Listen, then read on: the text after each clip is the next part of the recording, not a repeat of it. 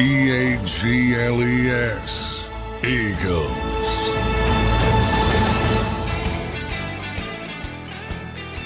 Welcome in, everybody, to a Football Friday edition of Birds 365. And boy, do we have a lot to talk about, Johnny Mac. The people who are reaching out, they have missed the best Philadelphia Eagles football show and podcast on the planet, and we were not here for the last couple of days. I hope you guys had a great Christmas holiday, happy Hanukkah, a happy Kwanzaa, whatever it is you celebrate. I hope you had a great holiday with your family. Johnny Mac, how you doing on this Football Friday, my friend? I'm doing well. Got to get back into it. Hope everybody had a nice holiday season, a little bit of a break. Netflix football, that went pretty well for the league, not the games as usual, but so that went pretty well. But they've taken over Christmas too. So sorry, NBA. Yeah, sorry, LeBron. Sorry, NBA. You guys are on the back burner officially. The NFL is just king, John. It really is. It's amazing how king it is. Although big Sixers win. Congratulations to the Sixers. You're not throwing in a Sixers this morning. We've been gone for 2 days, and we're starting this sucker off on the Sixers. Why not? Because the NFL games were so bad. I did tune over to the Sixers for a little bit, and they won a game against a good team, which is rare. So there you go. Hat tip to the Sixers. And another shitty game in the NFL last night. The ratings, I'm sure, will be huge, but another crappy game. The Seahawks win that one last night. John, we got a lot of stuff to talk about in Eagle land coming into this game. Let's start with this Eagles and Cowboys game and just where we are in the injury front. We haven't updated the people in a couple of days here on Birds 365. Looks like no Jalen Hurts. Is that all but confirmed here for this game this weekend? Well, certainly not confirmed. You know how the Eagles do business. But, I I would not expect to see Jalen Hurts out there. On Sunday, still in the concussion protocol, hasn't been able to get on the field, estimated not to be on the field Wednesday. They did have their typical Wednesday walkthrough. They moved that up to Tuesday on Christmas Eve. He obviously didn't participate in that. So, if he's out there, you would have a quarterback with basically no on-field prep for the week, unless he can get out there for a little bit today, which is a scaled-back practice. So very unlikely.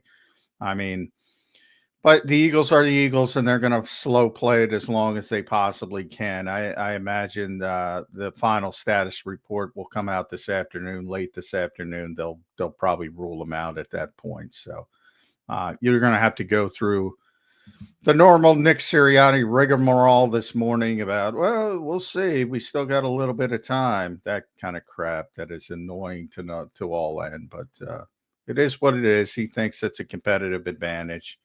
I think it's silly, but he's in charge of the Eagles, so they do obviously what he wants. But the point is, if this whole nonsense of you got to be preparing for two quarterbacks. No, you don't. You're prepared for the starter. And if you're prepared for the starter, you're prepared for the backup. That's how everybody in the league handles it.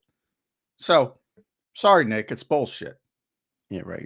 If you're prepared for a better talent, you're going to be naturally prepared for a lesser talented player. John, quarterback one's not the only concern, though, here. Quarterback two as well. Kenny Pickett was a little bit banged up. What's the update on him, my friend? Yeah, Kenny's going to play. He's going to play with a black jacket. It says he always wears it anyway, so a little bit more padding. That's about the only difference. And yeah, he got banged up his ribs. There were people noticed who were at the Washington game that Tanner McKee was warming up pretty significantly at one point when Kenny got banged up. Didn't understand the rules. He was the emergency quarterback. You just can't put him in the game like you normally would. If you're on the game day roster, you have to rule both quarterbacks out, which obviously was the case with Jalen Hurts, but you would have had to rule Kenny Pickett out of the game. So it's not like he could have played for a play and then Kenny Pickett could have came back in. So I think a lot of people misunderstood that. So it was somewhat concerning in the moment that if he would have been down to the one quarterback, but yeah, for those hoping to see Tanner McKee, it's not close. I don't know where this narrative came from. Inside the building, Kenny Pickett's the backup. They like Tanner McKee as a developmental quarterback. Will he be the second quarterback this week, or will they go with Ian Book? No. Yeah, Tanner McKee Ian will Book be will the be the second third, right? quarterback. Yeah, and most likely Ian will be. No, they might even not, because you're not going to. You can elevate him from the practice squad and do, name him the emergency quarterback, which is kind of a waste. But we'll see how they handle it. You're always a play away. It tends to happen quickly. I mean, there's tremendous durability with starting quarterbacks in this league for the most part, and it's shocking when they do get hurt, how much the backups get hurt quickly, and then all of a sudden you're down to the third quarterback and even the fourth quarterback, and you're really scrambling. So Right. those guys are, for the most part, they're unbelievably durable. The starting quarterbacks in this league. Yeah, and Pickett played 3 quarters, and he's more banged up this year than Jalen has been all year, outside of obviously the concussion that he took. So, John, I think top priority for the Eagles right now. I know that obviously you got a big game this weekend. You got to clinch up, hold that second, get that second seed, secure the NFC East, but you got to get Jalen Hurts healthy for the playoffs, man. All that other stuff is icing on the cake. You could be the second seed, you could be the first seed for all I care. You don't have Jalen Hurts healthy, you're not going anywhere. Yeah, and he's going to be fine. I mean, I don't want to downplay it, but I am going to downplay it. It's not a normal injury, and by normal injury, I mean it's not a sprained knee where it's legitimately a 2 to 4 week injury, and you're trying to get back on the field as quickly as possible because you need to win a game, like Geno Smith has done in Seattle, who probably shouldn't be playing, but he's got to because of the situation they're in. He's in the concussion protocol. He doesn't have a long history of concussion. I've seen him twice. People have seen him on video. He's fine. He's got it just takes time to get through this protocol. And it's probably going to cost the Eagles a week more than likely, but it's not like there's a danger of him not being ready for the playoffs. So yeah, I wouldn't be. The broken left finger is a bigger deal from that perspective, and that's sort of a silver lining of taking a week off to let that thing settle down. Right. Jalen's going to get himself a little bit more healthy in the end of the year here. Yeah. So yeah, I'm not concerned about him missing the playoffs or anything of that nature. Good stuff there, John. Let's talk about the Cowboys a little bit. Now they have ruled out CeeDee Lamb for the rest of the year. So, and already they're not playing the game, Mike McCarthy. You got to make the Eagles prepare for CeeDee Lamb. You could have made him prepare for CeeDee Lamb. Now you gave him off the hook.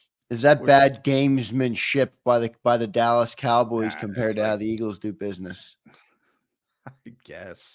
I guess if you want to put it that way. But what even in that instance, and obviously that's their best offensive player by a wide margin, skill position player at the present time. I mean, what do you think? The Eagles are not going to prepare? All right, CeeDee's done. So how are the Cowboys going to even win this game? I mean, you got Cooper Rush, and now you don't have CeeDee Lamb out there. I mean, they got Brandon Cooks the Philadelphia Eagles special teams falls apart and Cavante Turpin can take a couple back for a touchdown, I don't see how the Cowboys are going to move the ball in this game. Well, he has a big deal, by the way, Cavante Turpin. Yeah, so that is, but again, if you're worried about a kick returner, you're probably not prepared to win. And they use him a little bit on offense and manufacture touches. And, Brandon Cooks is back. So, he's a veteran.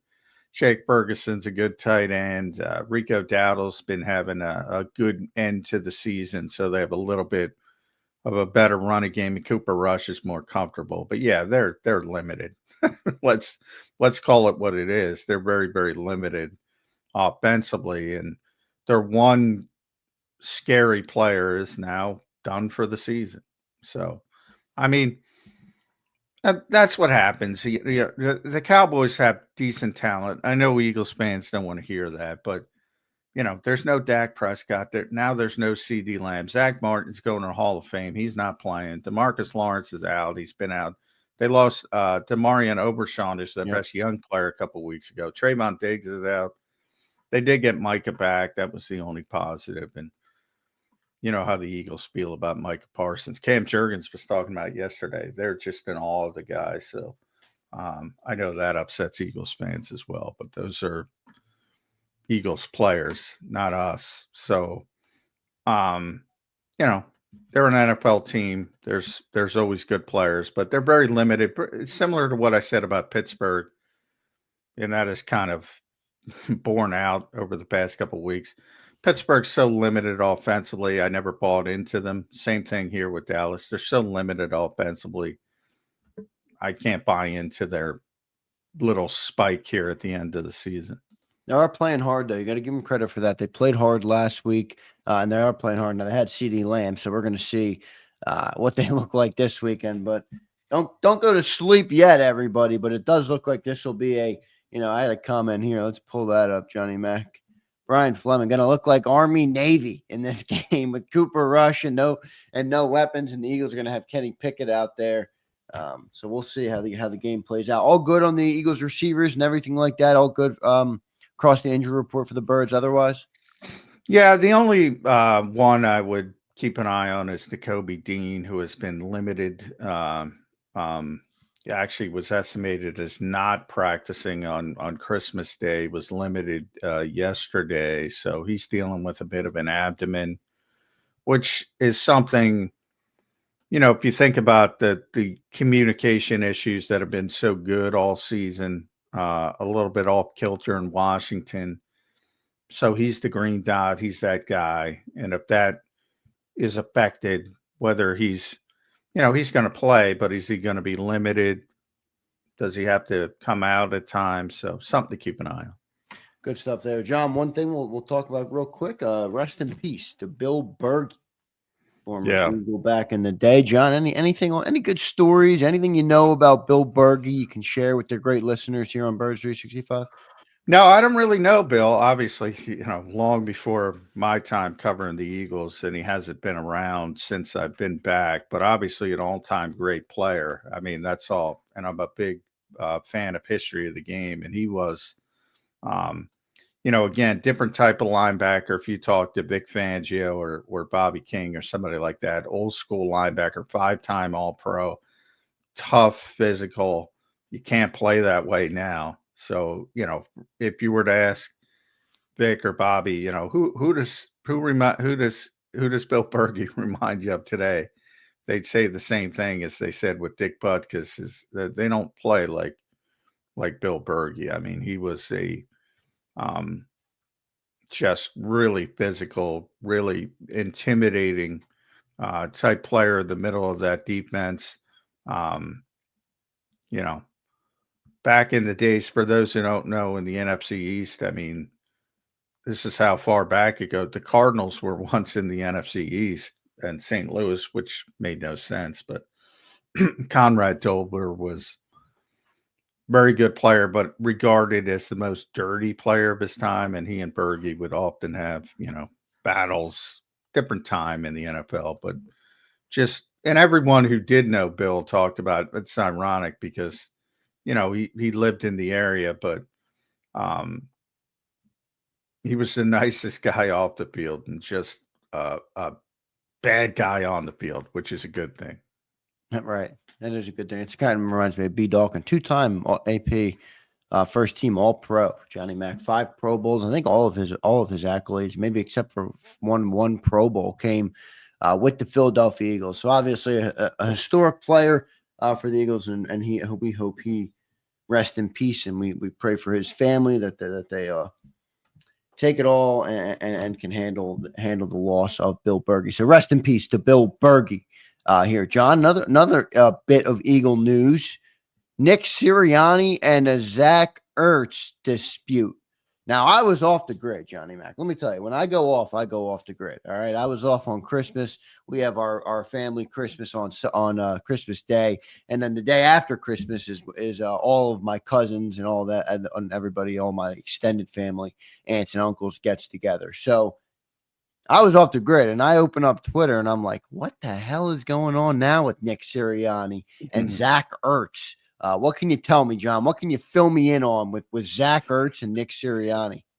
Yeah, they had a little dust up after the game, and it wasn't much. I mean, video eventually came out. A couple people in Washington. Clearly,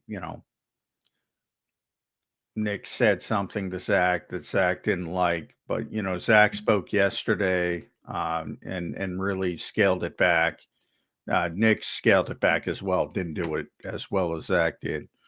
So it's one of those things after the game where, Nick's upset after losing for the first time in 3 months. And I guess, they're giving it to each other a little bit. And he said, well, you only had one catch or something like that. And Zach took exception to it.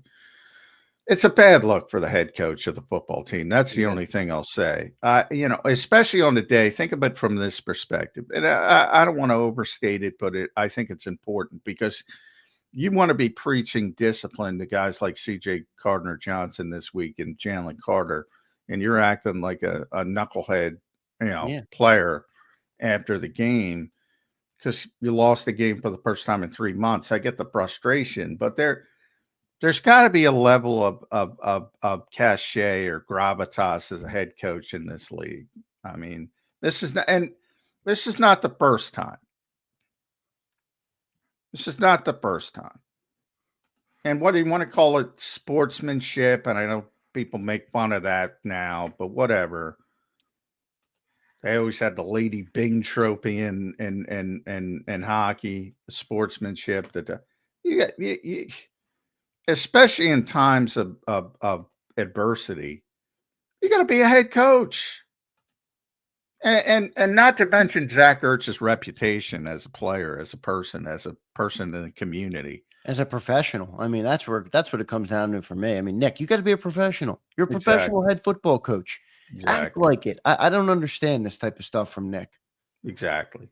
So, on a week when you're trying to stress, CJ better handling the line or Jalen better handling the line, this is, and then you do something like that, which wasn't, it wasn't that big of a deal. They quickly made up, but still, you're the head coach.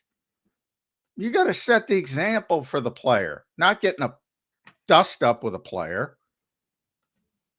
Not just a player, John. I'm talking about a guy who contributed to the Eagles' only Super Bowl in history. He's an Eagles Hall of Famer, eventually Eagles legend. Yeah, that part of it just adds on to it. But I mean, it's one thing if you criticize, somebody that has no connection, no relation to the team. Okay, fine. All right, you had a little dust up. Maybe he was chirping over on the sideline. Well, yeah, and that's partially what I'm saying, because they knew each other, because they were close, right. And they probably feel the need they have to go up to say things. And if it were somebody else, it probably wouldn't even happen. So that factors into it. But I'm just saying, as a head coach, blanket assessment for every coach in this league, they shouldn't be doing shit like that. So that's it, period. End of sentence. And it's happened before. Guys getting fights, coaches getting fights, because it's very emotional and frustrating when you lose these games. But, again, this is not the first time, whether it's taunting fans or jumping up on benches and screaming. I mean, you open the door. It's an unforced error. I talk about unforced errors a lot, because what if the Eagles lose this game and they're undisciplined? Do you think that's not going to be brought back up? Oh, it'll be brought back up, and it should. I'm already wondering. I mean, we talked about discipline a little bit last week. We talked about the Jalen Carter issues. We talked about, as you mentioned, C.J. Gardner-Johnson. Well, the head of the snake is undisciplined. Why are we expecting the entire unit, the team, to be disciplined when the guy running the ship and leading the charge is not disciplined? And more importantly, when you're in that team meeting talking about it, why is anybody going to take you seriously? Exactly. That's it. That's an even better point. That's, so that's the problem. But I don't want to say it's a big problem or anything, because I don't think it is, but. Yeah, but I do think, John, I do think some of that stuff is going to matter even more when you get to the crunch time moments. These are the questions, John, that people have on Nick, and they're fair. These are where people say, well, what's he going to do when the moment, when the lights are the brightest, or when the playoffs come and you have a tougher opponent and you have to be rational and logical and make the right decisions in the heat of the moment.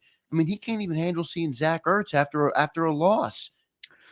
Well, I'm not going to say the questions aren't valid. They're valid. And I'm saying this is the unforced error part of it. I'm not too worried about the actual impact of it. That's what I'm saying. But I understand the questions are Yeah. valid. But if you ask me my opinion, I'm not going to say it's a big deal because I don't think it's that big of a deal. Other than, it's a pattern, and he's making life more difficult for himself, which I think is silly. So, It's I would say 100% tone it down. Yeah. I would say tone it down. Yeah, it's 100% silly, and I think it brings in it does bring real it certainly brings questions for me. I mean, I don't know if it's the way I was raised or what, but discipline is one of the most important things you can have in life, and Nick doesn't seem to have any of it. John, he doesn't seem to have any of it. Now he's a great coach; he's got a great winning percentage. I get all that. It does seem like the team plays for him, they ride for him, they love him. But if you're not disciplined yourself, how can you expect Jalen Carter to be, or CJ Gardner, or any of these other guys that that play with a little bit of fire, which, by the way, I think is a good thing. I don't think that fire is a Well, bad that's thing. kind of the point. I It's got to mean, be we harnessed, just talked about Bill Bergey and Conrad Dilbler.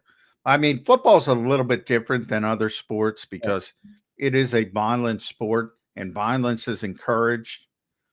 Whether it's Andrew Sandejo wearing "Make Football Violent" again, or I've heard a couple people bring it up this week. Landon Dickerson hyping up the team, talking about choosing violence. Yeah. Now, if you're outside, if you're a cultured person, if you're in the halls of Harvard or higher education, and you're listening to these morons talk about violence, it looks like, hey, that's football.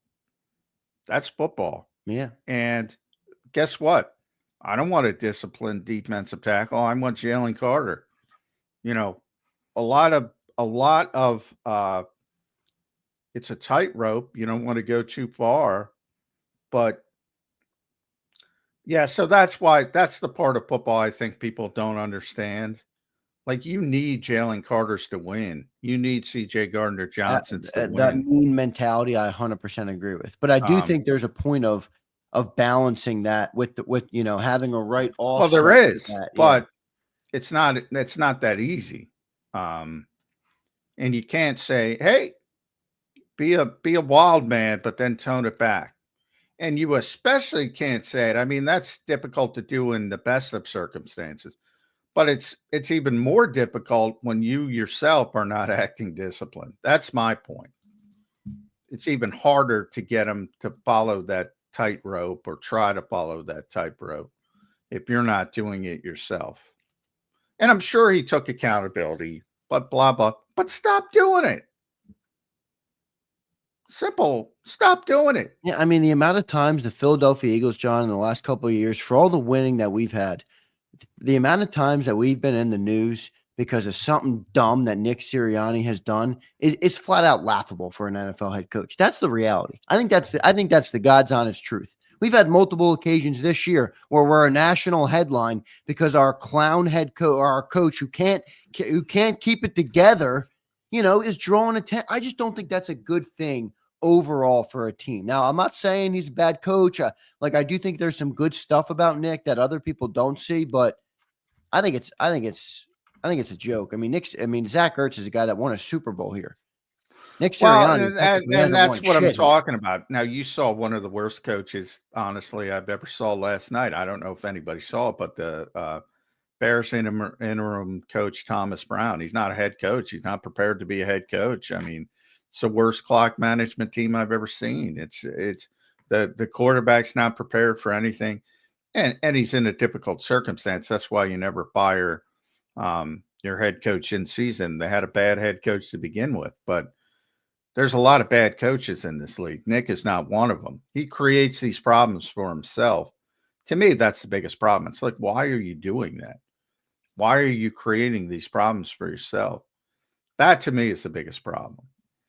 And that there's unintended consequences for that, and the fact that it creates more pressure. And, now they got to be on their P's and Q's. God forbid there's an undisciplined moment because people are going to bring it up. It's not needed. If you just show some discipline as the head coach of a National Football League team. But as far as between the lines, he's a very good head coach.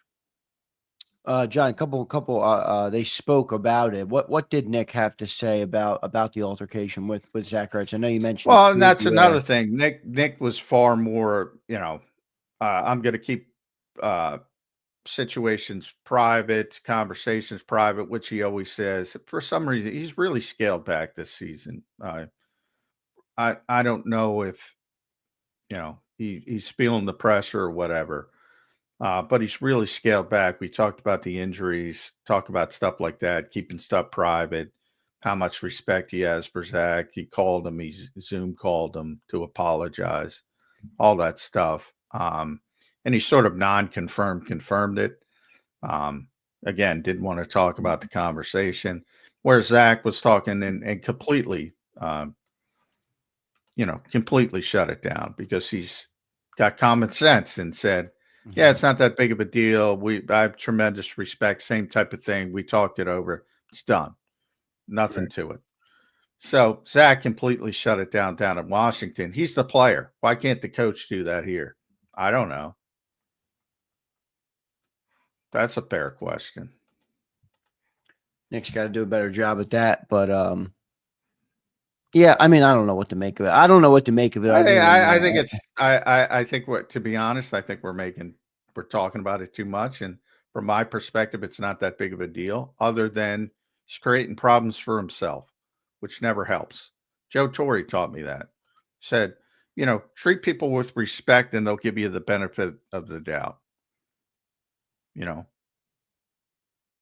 And that's a big thing, especially, and I bring up Joe for a reason, because he was the leader of an even higher profile franchise that, you're getting shit on constantly if you don't win every single year, everything's every single day. And Nick has that in the NFL with the Eagles, similar, not quite as high, but somebody like that, he should take advice from. I'm not saying he hasn't. I'm not saying Joe talked to him. But he should realize, he studies. He talked about studying Steve Kerr recently from the NBA, some of the things in his culture. Act professionally, treat people nicely, fairly, which he does. I'm not trying to say he doesn't for the most part. And they will give you the benefit of the doubt. It's really nothing more than common sense. John, what'd you see out there at Eagles practice? Were you down there yesterday as well, right? At NovaCare Complex? Yeah. Anything stick out at practice? I know you had Tanner McKee out there. You had Ian Book out there, Johnny Matt. Anything stick out from practice yesterday, or just kind of the usual here in Eagle Land? No, normal practice. I mean, in-season practice, we're only out there for 10, 15 minutes, so we get to see stretching, little individual work. We did get to see Kenny with the black jacket on, was talking with Tom Hunkley, who's the head trainer, trying to, I guess, figure out what the best. He's got extra padding where the ribs are bothering him the most. So they're trying to figure out the best way to handle things. But as he said, he spoke after practice. It was basically, yeah, they hurt, but something he's got to play through. And there's no doubt that he is going to play. So they just got to figure out how to make him as comfortable as possible. As you can imagine, ribs, not the first quarterback to deal with a rib problem. So, and he's a veteran. So, and he played through it last week. So, and he did mention he had a different rib injury in the past. So he's had some experience with it. Yeah, quarterbacks are tough, man. They take a lot of hits. We'll expect to see Kenny Pickett back out there this weekend, see how he does, unless Jalen Hurts somehow clear. I guess when is the final day, John, that Jalen could clear the protocol? Is it Saturday? Yeah, I mean, or is it all the way up to it's all the way up to 11 game on time, Sunday? but Okay. you have to the last part of the protocol is you have to go through a certain amount of contact, as they call it. Typically, they don't have any contact on Saturday, but they did it purposefully to get Lane Johnson through the protocol at one point. Didn't work, but they tried it. So yeah, they could take it through Saturday. And if he's able to be out there today, there'll be some hope. I don't think they're even considering it, to be honest. And that's just my feel. Because again, Parsley is the opponent. I'm not going to downplay that, even though they would never admit it. And we talked about how limited Dallas is at the current time. I think they see it as an opportunity to also get that finger right, or at least calm down a little bit. I think that's the bigger deal. Long term. And by long term, I mean for the playoffs. And they kind of know the Giants are in the background. So, and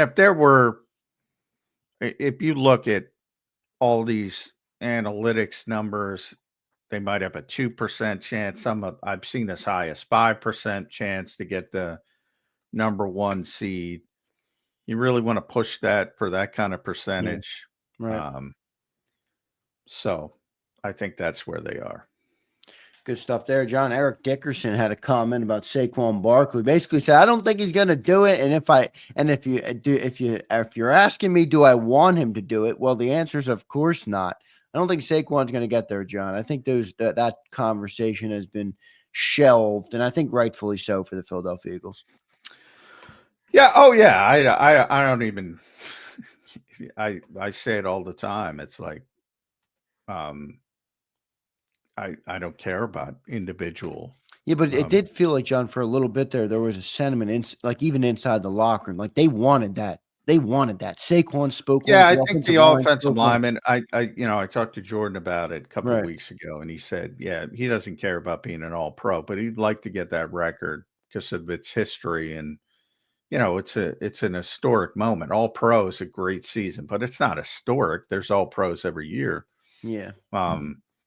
That would be an historic moment. It would be cool. Everybody acknowledges that it would be cool. Now, Abe says 268, but John, how much do you put into the caveat? Eric did it in 16 games. Saquon would be doing it in 17.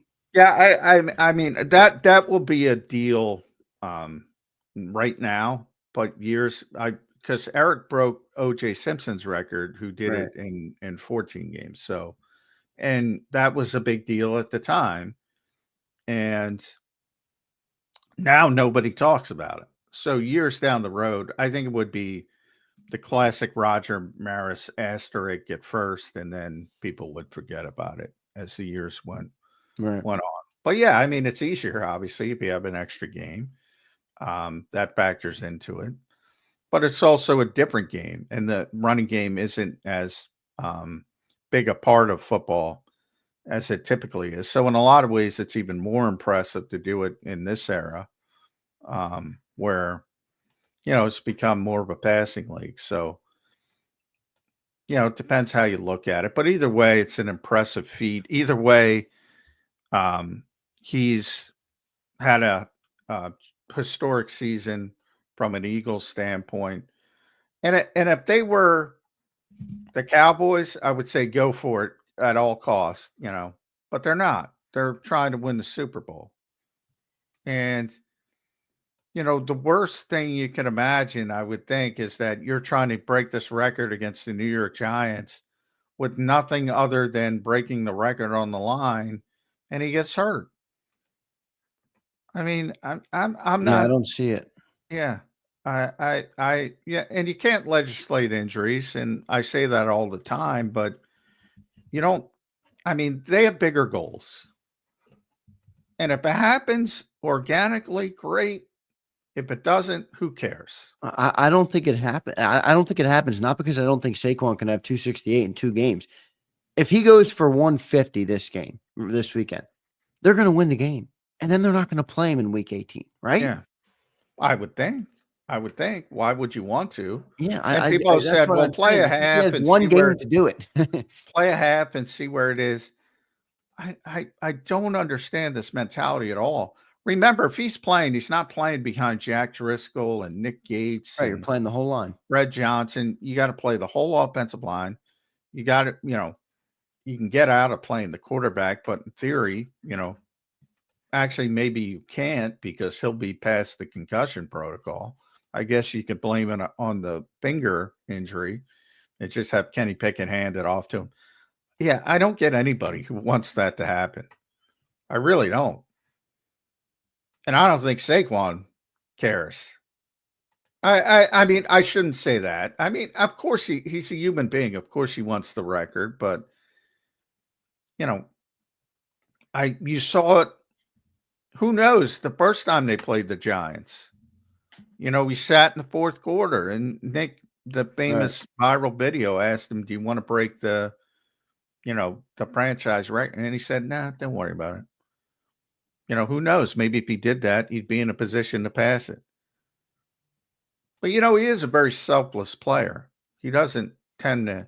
Yeah. So as I said, if it happens organically, great. What if he breaks Adrian Peterson's record for the single game rushing record the same day he beat? Now that would be historic. Because in theory they're going to be a run heavy team against the Cowboys, and even I'm a little worried about that. Because I'm at the point where I'm giving Kenny Gainwell more touches to prepare him for the playoffs. Absolutely. But that's me. But so many people want it.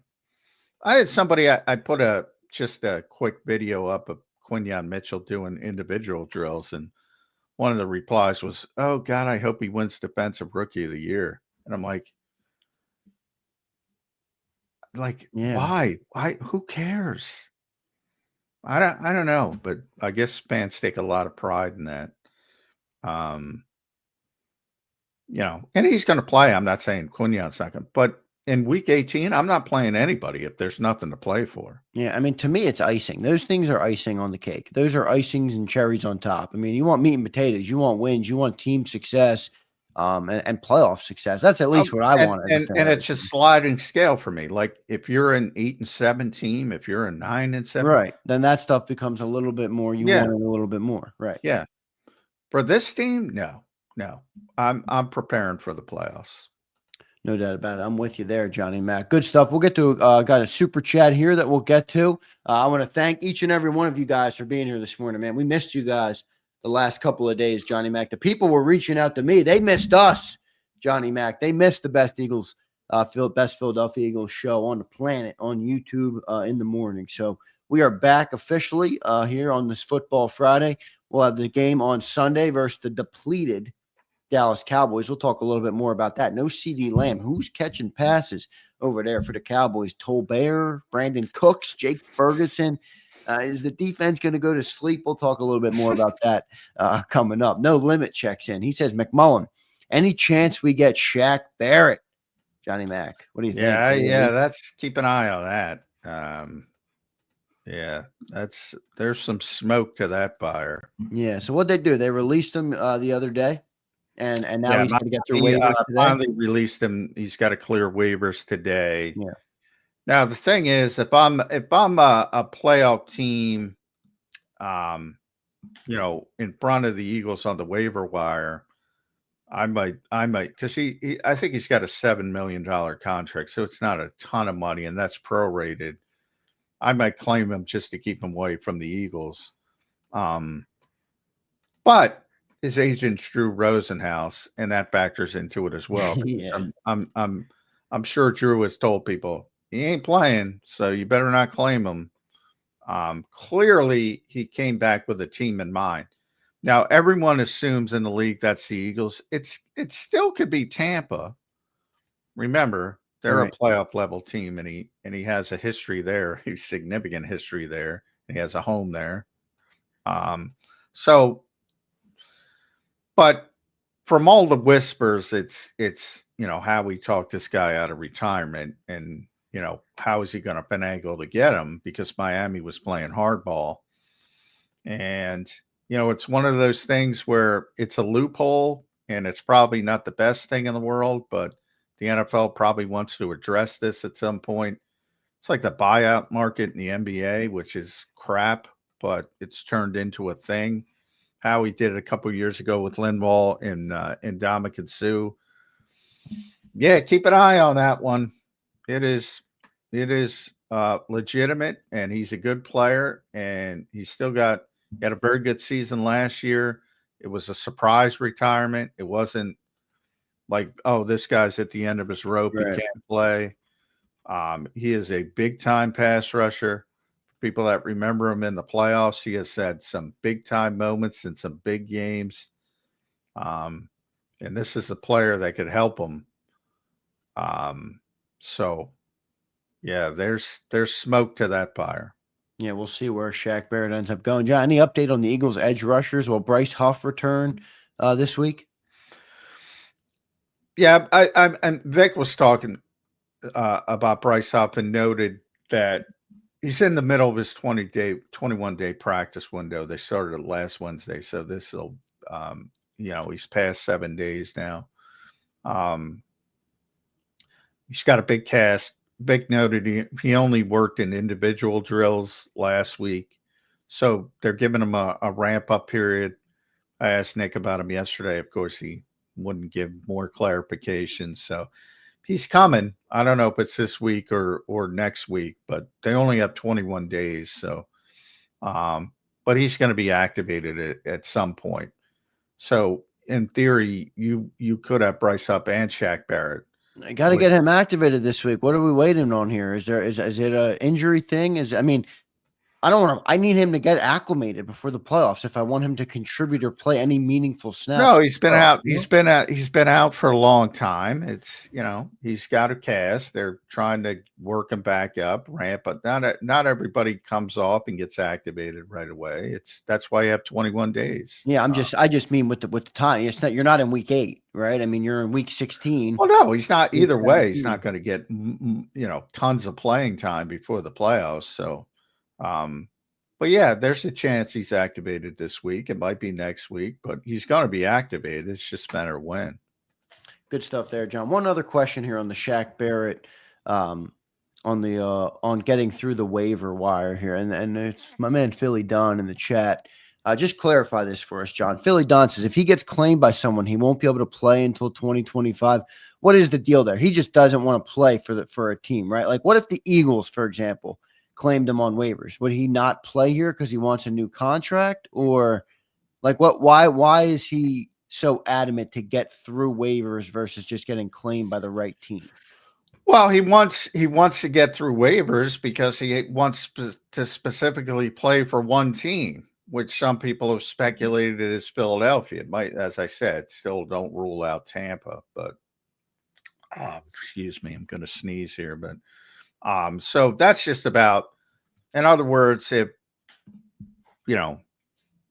pick a playoff team, Atlanta or somebody on the cusp of the playoffs claims him. He doesn't want to play there. So I'm sure Drew Rosenhaus is making them very clear that he's not going to play for you. So you better stay off. And certain agents, and Drew's one of them, have more power than people would presume, like Scott Boras in baseball or somebody like that. So the thought, I think he signed a $7 million. So it's not a huge deal. As I said, it wouldn't be prohibitive for somebody to claim him, but I don't think anybody's going to claim him because Drew has made it very clear, and he sat out the whole season. So what's sitting out another couple weeks? He's not going to play. He's not going to play for you while you're wasting your time. So the hope is to get him where he wants to go, whether that's Philadelphia or Tampa.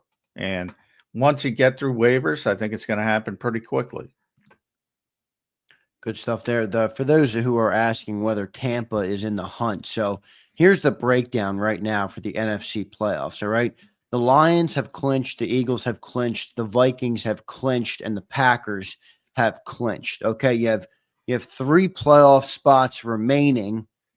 The Rams look like they'll get in. Now, they're currently at an 86% chance to get in. If they win, they're all but in with a greater than 99% chance of in. If they lose, they still have a 58% chance. So it looks like the Rams will have a good chance to get in. Now, the Falcons and the Bucs are kind of the other two.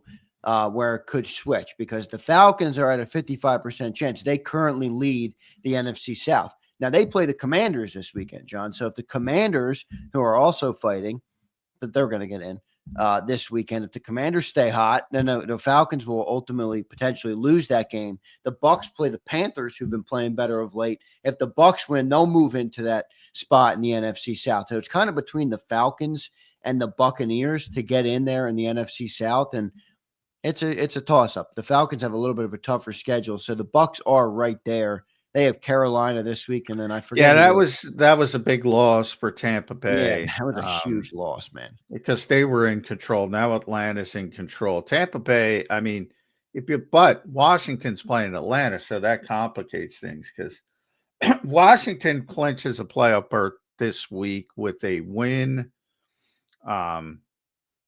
or tie, which, and a Tampa loss or tie. And they'll clinch. And Atlanta clinches the NFC South with a win over Washington and a Tampa Bay loss. But both teams can't lose, Atlanta and Washington, because they're playing each other. Right. So, yeah, Tampa's still in it.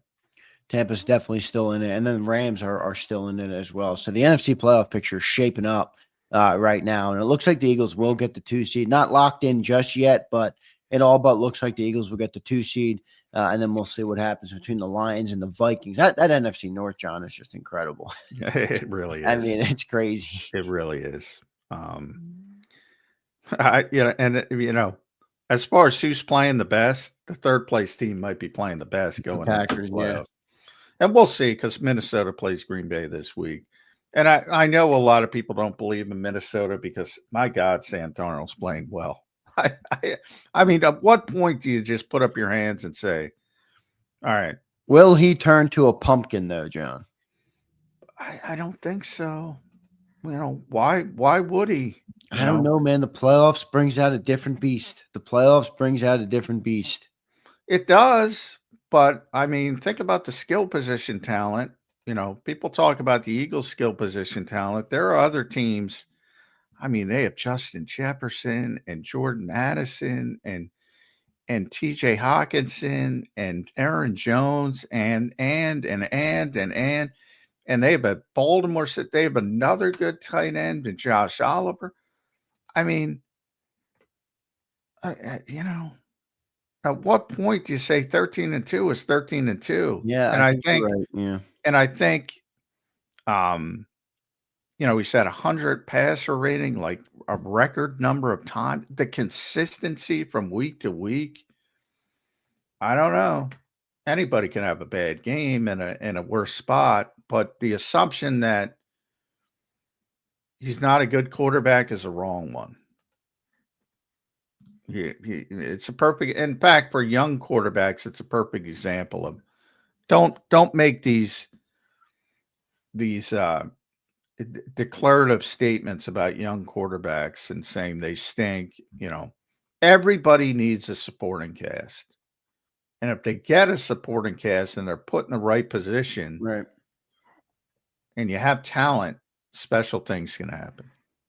I think having the right coach is also a big part of that. So Kevin O'Connell's done a good job down there. A couple more things, and then we'll get to our first commercial break, and then we'll come back and we'll talk about this Eagles-Cowboys game.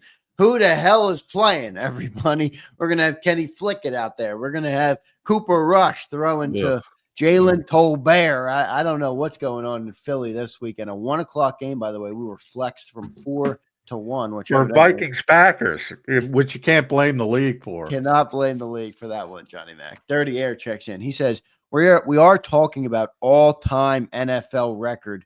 I'm torn. I can understand that, but Dirty Air, we got bigger goals, man. Bigger goals. Yeah, way bigger goals. Like I said, if it happens organically, great, And if he has like a, what does he need, Zander? Like 268, I think it is. If he has like a 200 day, all right, maybe I'll entertain it. Maybe I'll say, all right, give him the first quarter, see what happens. See, I don't know if I would. That's when I feel like you get bit in the ass and like, we're just 60 away. That's where maybe you placate the players and because they want it. But yeah, I mean, if I'll tell you what, if I were a Bill Belichick type coach, if I were an old school coach, and I pretty much would be if I was I wouldn't even entertain it. I wouldn't even entertain it. I'd talk to him. I'd say, look, we got bigger goals. And I we can't need you risk for it. those. We need you for those goals. Yeah, I can't risk it. Because boy, would that be the worst case scenario. And again, you can't legislate injuries. You can't be scared to go outside. But I mean, at some point, you're just tempting bait. And if you're playing your superstars in a meaningless game with the playoffs looming the next week, because you're not going to have the number 1 seed. I mean, look what happened to AJ last year with the playoffs looming. Right. He's out of the game. Boom, your season's over. Done. Not even a chance, by the way. I don't care about it. And then my nature is I don't care about individual records. Everybody watches this show. I'm not a big stat guy. I don't give a shit. I acknowledge they care about it more than me. The players, certainly the fans do. So I got that mentality going in, and you got to guard against that. But I do think you have a selfless player. I think Saquon would understand. Again, if it's a 9-7 team, and 9-8, who cares? Go for it. You have Super Bowl aspirations. I'm not risking Saquon Barkley to stick it to the New York Giants. Yeah, I'm not either. And I don't know where this Or comes for a from. bunch of people. By the way, if you do break it against the New York Giants, who are playing for the number 1 pick more than trying to win a game, you're going to have that group of people saying, oh, it's 17 games. It's the Giants who aren't even trying. So who cares? I don't know why Mike says blow the division. Mike, I don't think anybody's saying that, dude. If we win this week, The assumption is they win, yeah. and then they win the division. Yeah. If they don't win this week, they got to play. Well, they're going to play. That's what I mean. Nobody's saying blow the division. Yeah, I don't know where Mike got that. Mike, I appreciate you, brother. I don't know where you got that. They're playing everybody this week that's healthy. Everybody is playing this week with the goal of winning the football game. And once you win the football game this week, you obviously go back to the drawing board and you rethink week 18 because you've already clinched the number 2. You've already clinched the division. And if there's no chance at the 1 seed, I don't think you risk that just to get a record. But good stuff there. We appreciate that. And Maurice Austin says, let's go Birds. Maurice, appreciate you being there, brother. We missed you. We missed everybody on Birds 365. So I appreciate each and every one of you guys for being in here. Don't forget to hit that like button for us. John, last thing I want to talk to you about before we hit our break. The Kansas City freaking Chiefs, John. They just keep freaking winning, dude. They keep winning.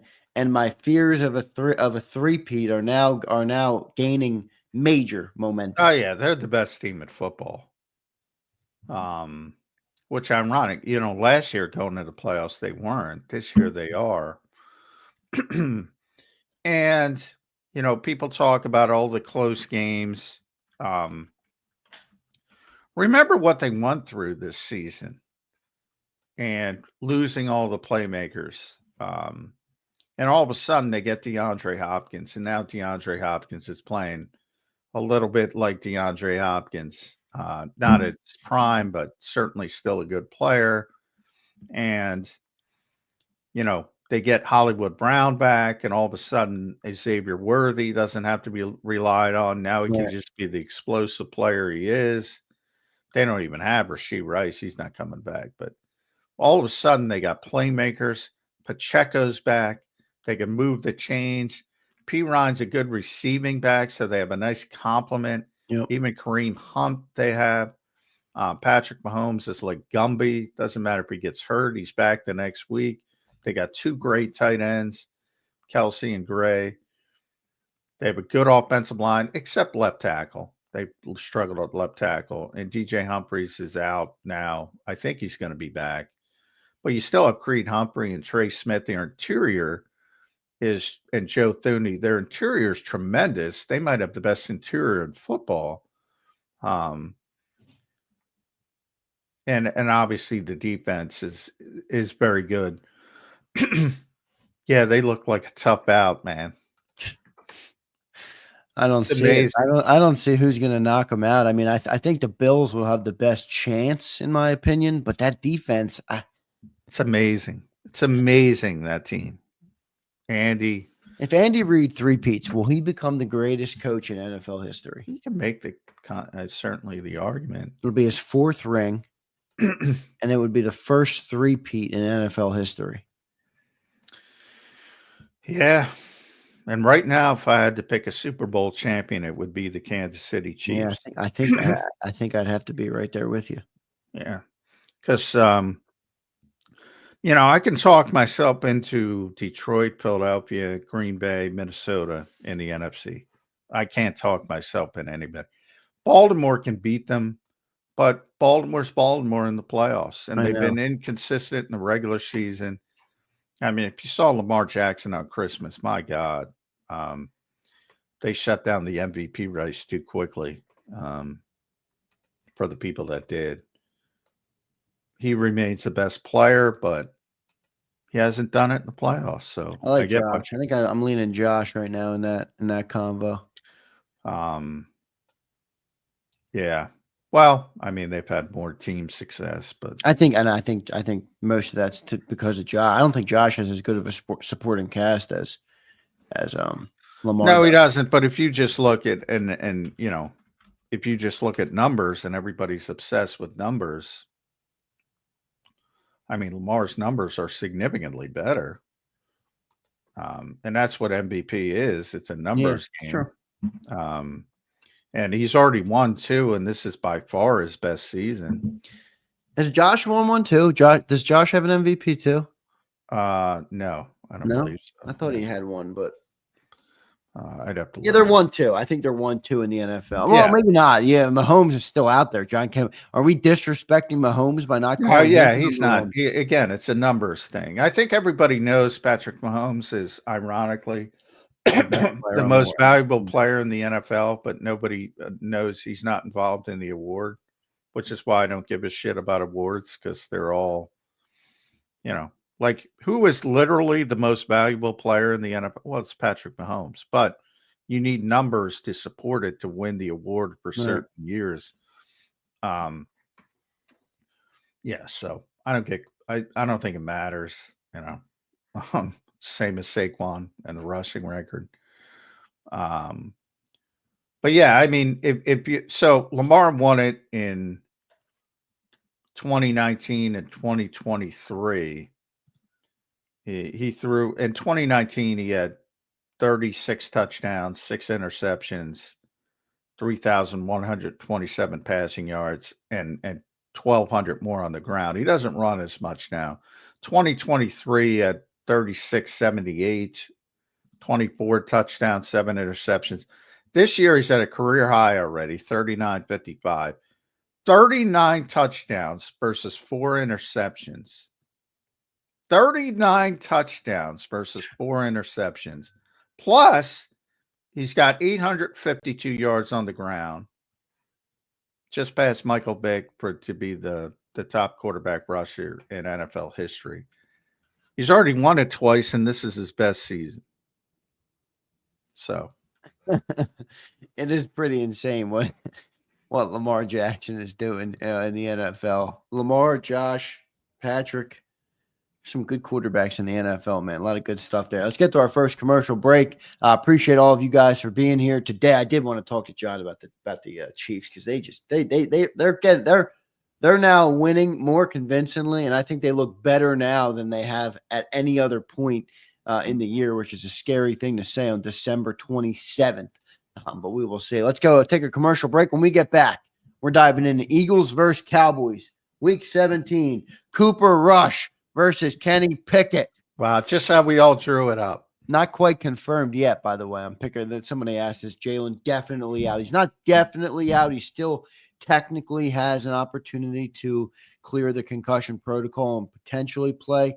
I don't think so that he will, but that's just an opinion. That's not confirmed yet. So we will keep you posted on that with what happens there. Let's get to our commercial break. We appreciate all of you guys for listening. Before I get there, I want to tell you guys about the great people at BetUS. Go to betus.com.pa and use the promo code you see on your screen. It's YouTube150. Gives you a 150% sign-up bonus on your very first deposit, and you get 125% on your second and third deposit, all up to $2,000. So deposit less and bet with more at BetUS. Go to betus.com.pa. That's betus.com.pa. We'll be back in 3 minutes, everybody, on Birds 365. Ignite your nights with free live entertainment daily, only at Live Casino and Hotel Philadelphia's Center Bar. 7 days a week, enjoy some of the region's top party bands, performers, and DJs as they take the stage in the heart of the casino action. Great cocktails, live music, and lively moments. It's all happening at Center Bar at Live Casino and Hotel Philadelphia. Visit livecasinophilly.com for more details and the complete list of upcoming events. Must be 21 or older. Gambling problem? Call 1-800-GAMBLER. The following is a real testimonial from the father of a young injured victim. I didn't think she was going to make it. Major Perry's daughter was the victim of a horrific accident caused by someone else's negligence. If you don't find the right counselor, law firm that you're looking for, you will get lost in the wilderness. Badly injured? Call the Fritz and Bianculli Law Firm at 215-458-2222 and find out why they say, "We got this." In our hometown, we all look out for each other. We step up to keep our communities going strong. And at Independence Blue Cross, we're here to keep you going strong as the #1 health insurer in the region. No IBX is always looking out for you.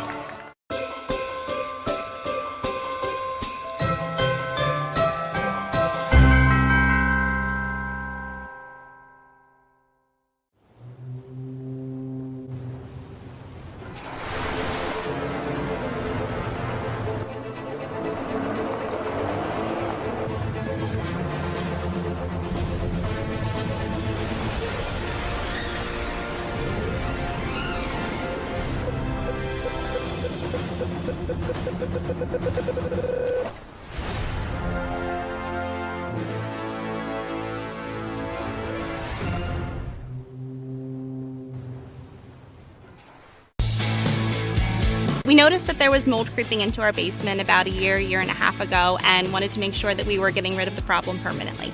We actually reached out to several different contractors to get it resolved, and actually 2 of them recommended DryTech to us as a long-term solution. Other than the noise factor, we wouldn't even know that there was work being done on the basement level. It's really been a clean process for us.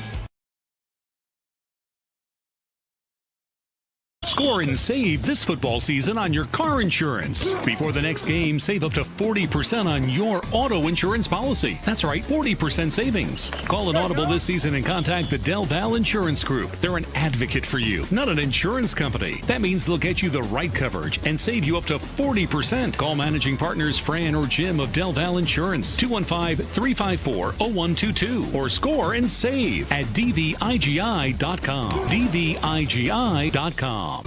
EAGLES, Eagles.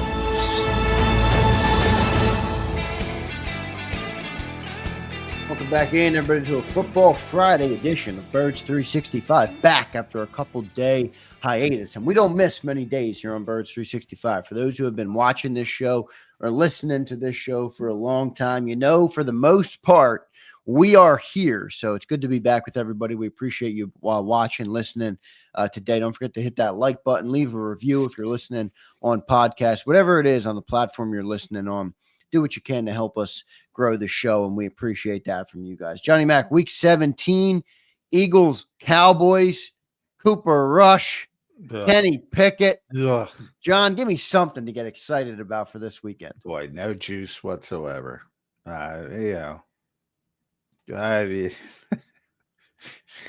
It's a necessary evil to get through the next 2 weeks. You got to win a game, though. So, I mean, the Eagles are better prepared to win a game. You know, one thing I do find it ironic. There's a lot of Kenny Pickett hate, which I always find interesting with Eagles fans. It's because they latch on to some players. They latch off of other players. I don't know what Kenny did. He's from the area. He grew up an Eagles fan. He loves the Eagles. He loved the Eagles growing up. I don't know. Maybe you can explain this one to me, or some of the fans can. I don't understand He's a good backup. He's played a lot of football. I thought he persevered pretty well to the point, they scored 33 points. Jalen Hurts missed. Remember, Jalen Hurts leapt in that second drive. Kenny had to finish it. So he was on the field for 26 of the 33 points. That should be good enough to win. I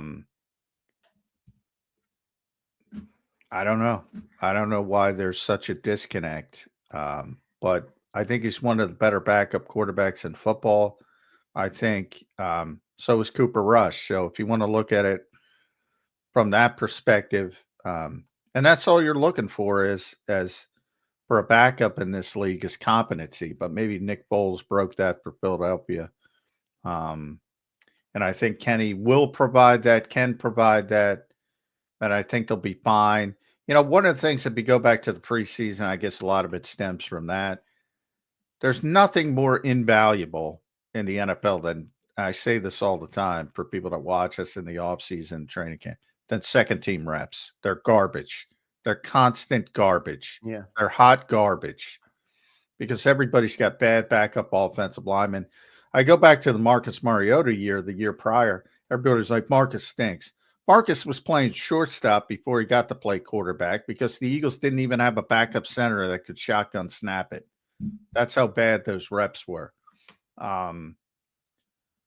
So I wouldn't judge anything on backup reps, nor would I judge anything on Tanner McKee's one good game in the preseason against guys who are delivering holiday gifts for Amazon this holiday season.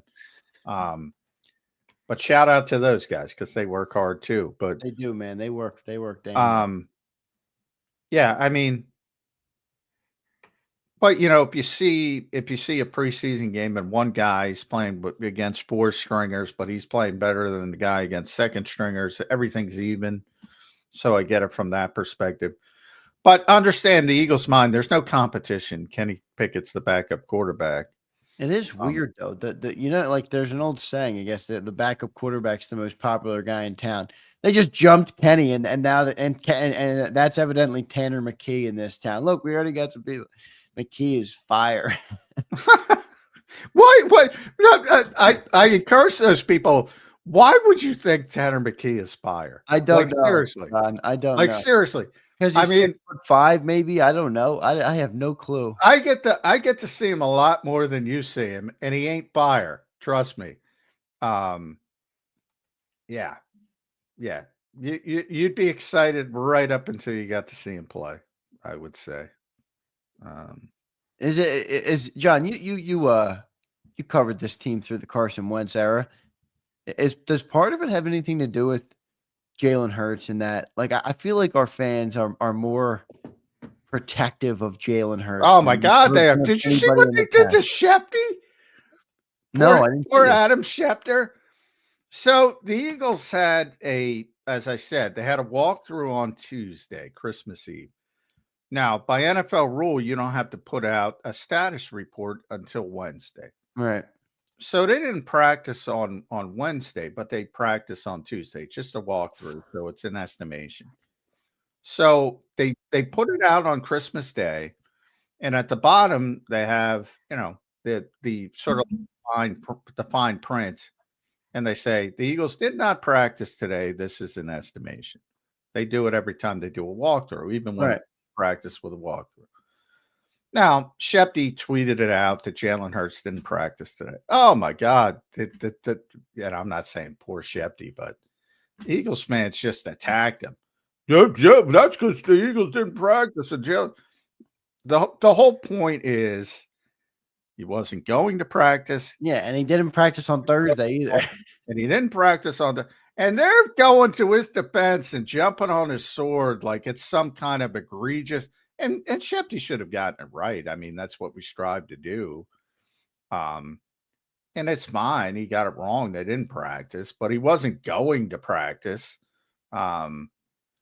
So at the end of the day, I think, they want to protect him at all costs. I don't know why. It's not his fault. It's not Is even it up more to him. elevated than it was with Wentz? I guess it's hard to decipher that now because you're in the moment with Jalen. But Yeah, I does think it feel like is. the fan, everybody in the comments, don't forget, don't leave me a comment. Let me know what you think. Well, It there's a feels like weird. we're a little more protective of Jalen Hurts than we have been of any other Well, quarterback. there's a weird disconnect. I think the fans that are protective of him are way more protective of him. And then there's the Brian Pumpers of the world who can't stand him. So you have the two extremes. But there's far more of the protective extreme. And he doesn't need protection. You know, he's fine. He's got thick skin.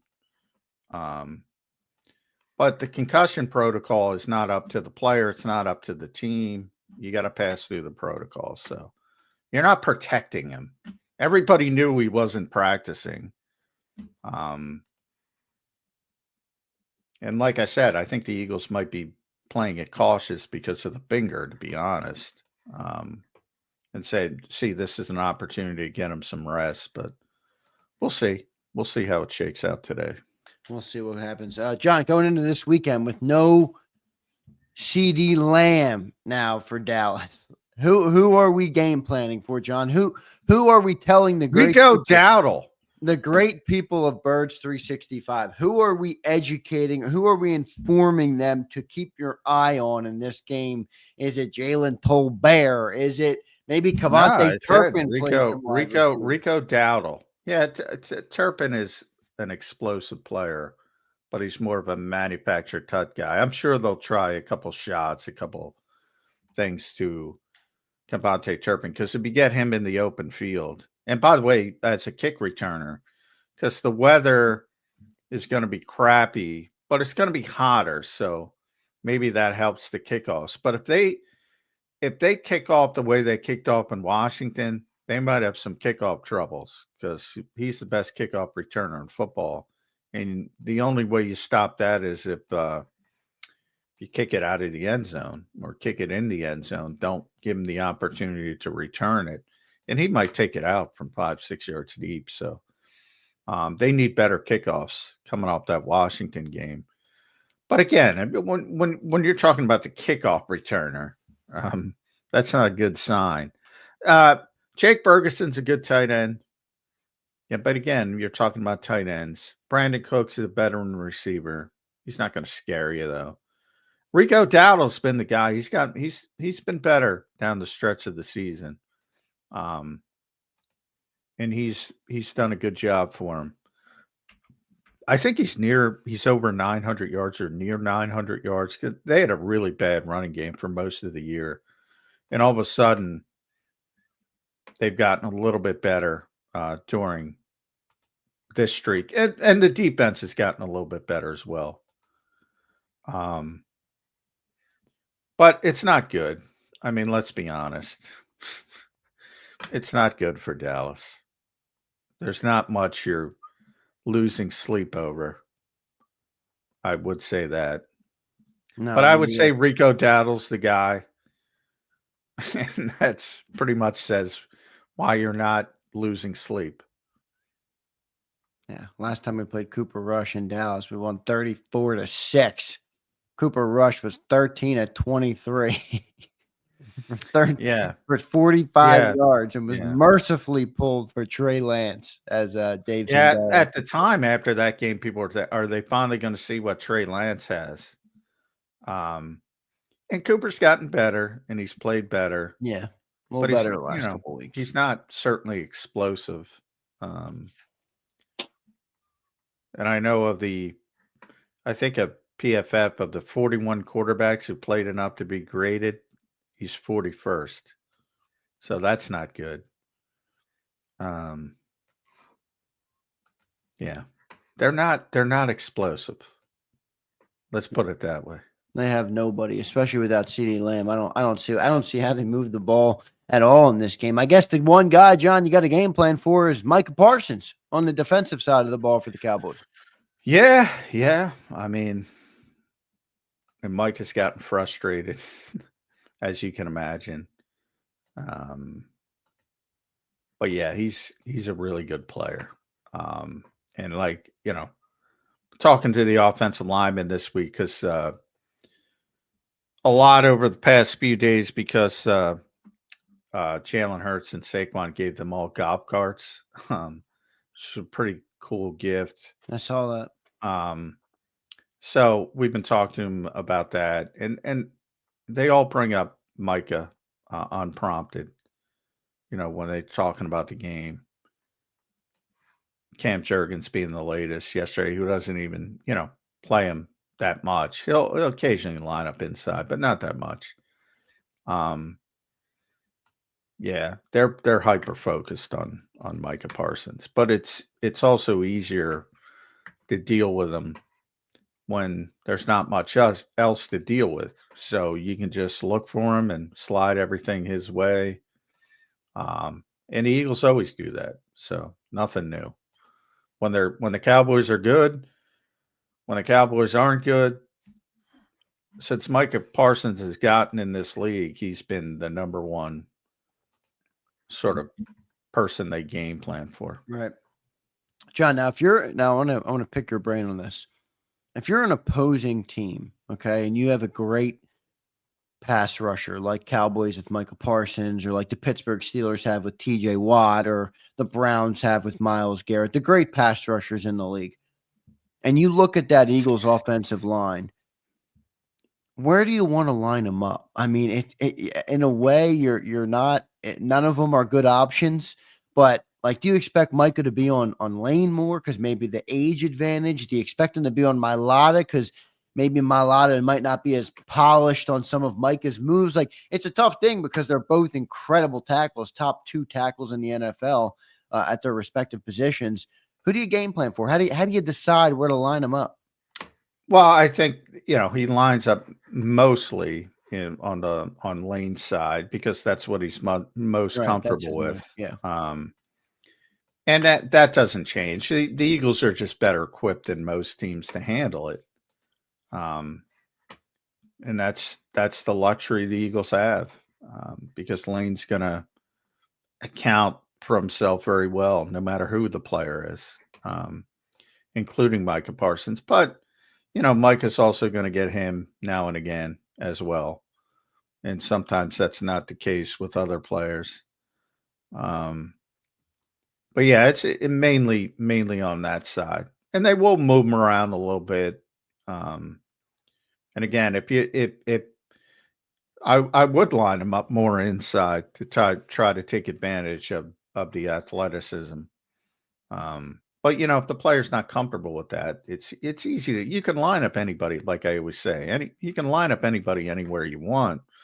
But if they're not effective because they're not comfortable with it or as effective, you kind of, making things more difficult for yourself. So, but the majority of the time he'll be lined up against Lane. Interesting matchup here is this defense, the Cowboys defense. I know they're depleted, and I don't expect them to really win this game, but you do have Kenny Pickett presumably playing the game. The Cowboys are on a 4-1 stretch right now, and in that stretch, John, they have 12 takeaways since week 12, 7 interceptions and 5 fumbles. They're taking the ball away on that defensive side of the ball. How do you game plan for that if you're Philly? You got Kenny Pickett in there. Well, that's the thing, and that's the ball, but that's really when you talk. And speaking of Mike as well, he's a big forced fumbles guy, right?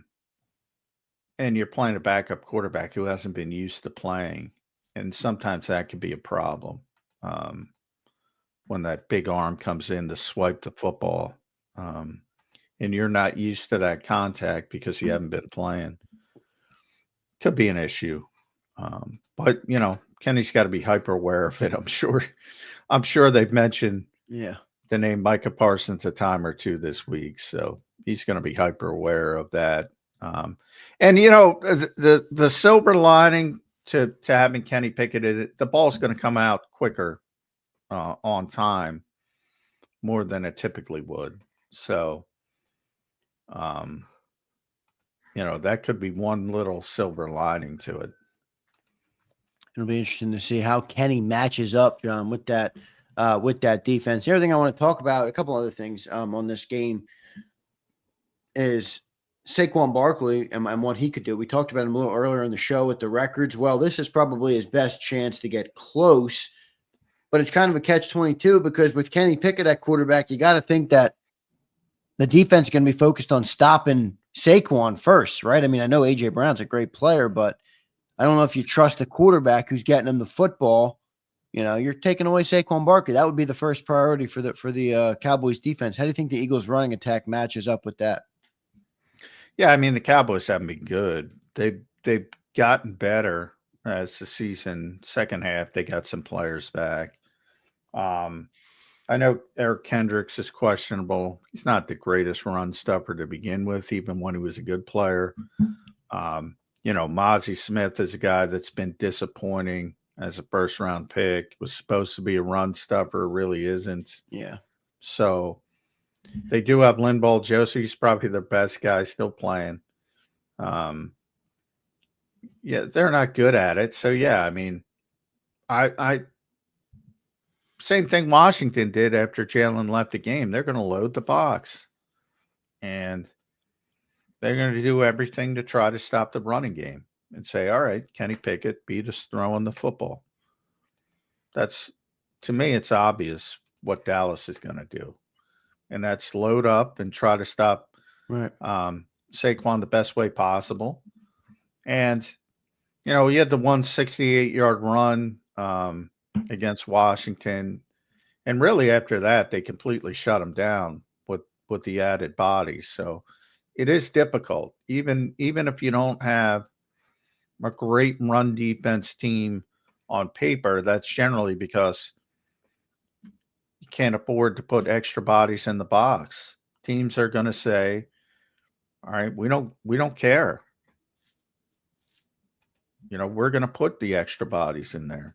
And if you beat us throwing the football, and if that changes during the game and you start making big plays in the passing game, maybe that loosens things up. But yeah, it should be, in theory, it's going to be tough sledding for Saquon because they're going to be hyper focused on stopping him. John, if you're the Dallas Cowboys and you want to win this game this weekend, I think one of the spots you're looking, and it's not a likely spot that we talk about every week, is the Eagles kickoff team. The Commanders' average starting spot last week was at the 38-yard line. And you're going up against Cavante Turpin, maybe the best return man in the NFL. He's averaging a league-high 34.4 yards per return. John, is this going to be a big – I mean, well, is it Braden Mann? Is it Michael Clay? Is it who are we blaming for this putrid kickoff coverage? Well, it was definitely Braden Mann in Washington. I mean, it was just short kicks. Yeah, he started with the first kick. I mean, they had the penalty on the first kick of the game, and they started at the 40-yard line. And then the second kickoff was McCaffrey taking it back 47 yards because it was so short. And then it got wiped out by Jalen Carter forcing a fumble on like the second play. They had awful, and then if you go to the end of the game, McCaffrey had, I think it was a 30-yard return, something on that gave him good field position, and Sidney Brown jumped early and left early, so they tacked on 5 yards. So they great field position for the game-winning drive. It was a freaking disaster in Washington. But it starts with Braden Mann kicking the ball in the end zone. Well, why do they not use Jake Elliott on them? Supposedly, Braden Mann has a stronger leg, and he has for most of the season. But it doesn't look like he does now. Well, and whether that was the weather, because it was really cold in Washington, Landover, Maryland, to be specific, really cold.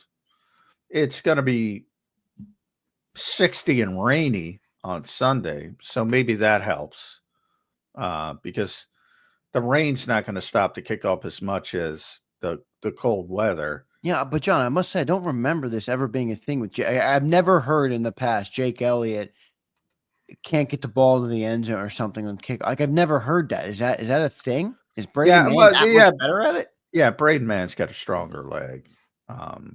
That's why he's doing it. I just feel like I've never seen Jake Elliott like not make it to the end zone or Well, or at least struggle there's with not a lot of games where it's an issue. And it shouldn't be an issue in this game. It's only an issue in really cold weather games, Right. which last week was. Plus, I think on top of it, Braden probably had a bad game on top of it. Not probably, definitely did.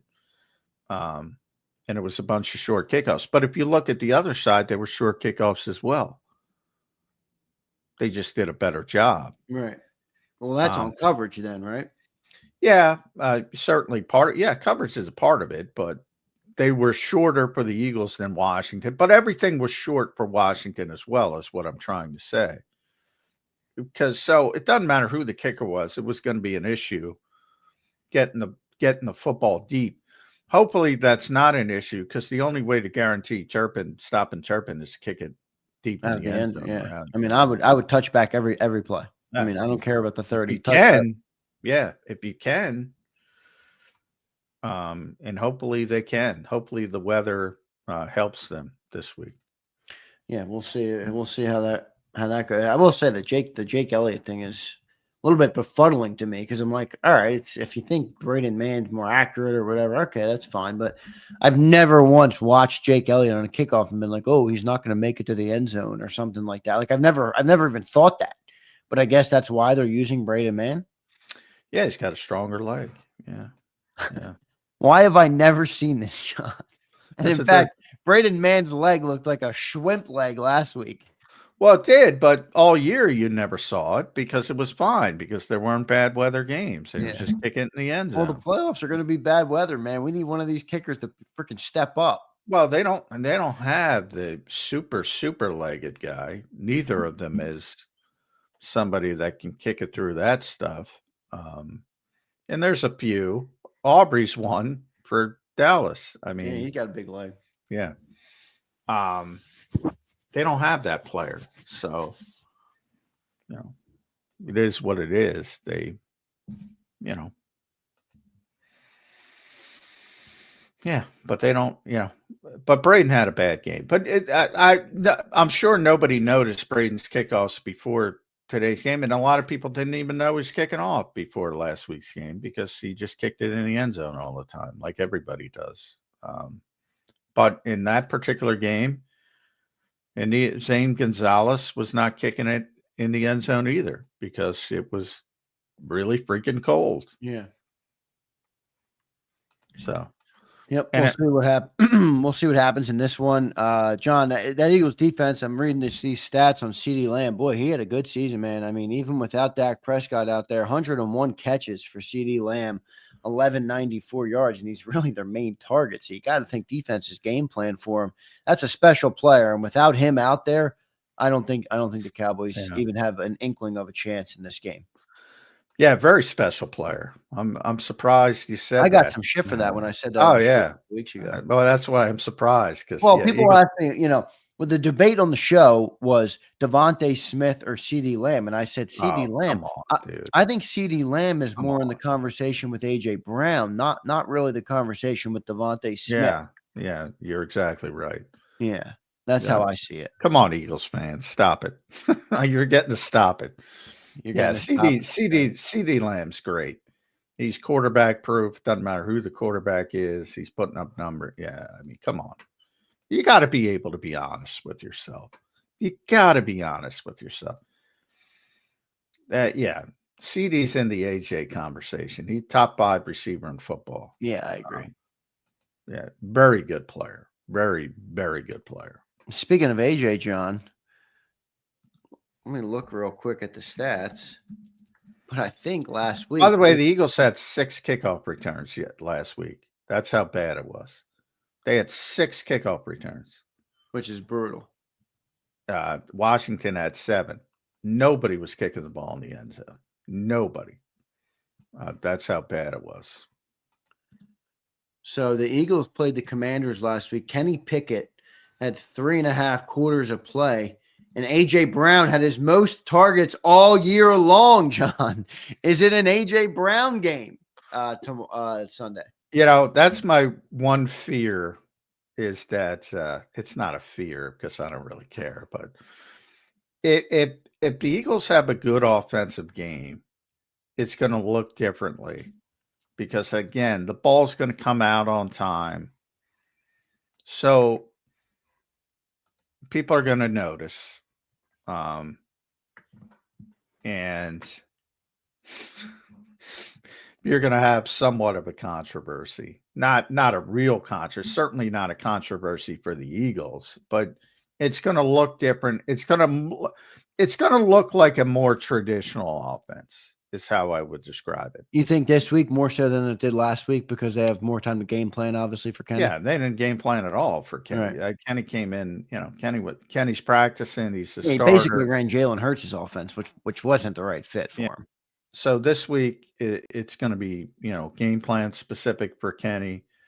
And if he plays well, he might play poorly, but if he plays well, it's going to be because it's in rhythm.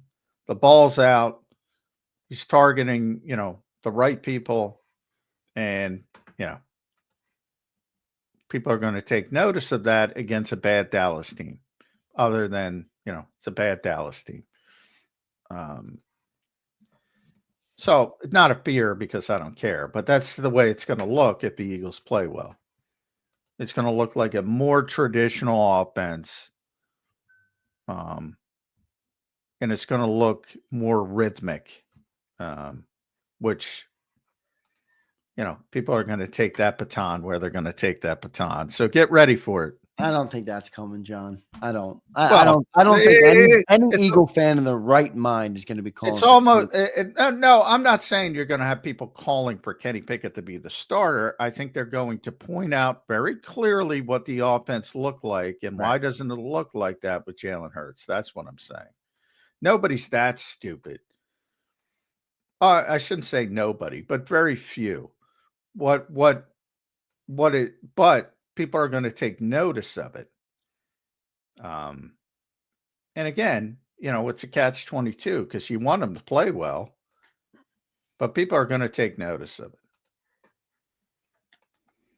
You think Devontae Smith, John, gets involved this week? A couple of people in the chat. My great guy Wayne the Pain here. Wayne, hopefully you get your thing soon. I think it's supposed to deliver today. Wayne, I shipped out. He was one of our great winners from last week. Wayne says, correct. I'll target Smitty more this week. Help his confidence after that drop. I think that's fair to assume. John, what do you think of that? I don't think Smitty has any issues with confidence. I don't either.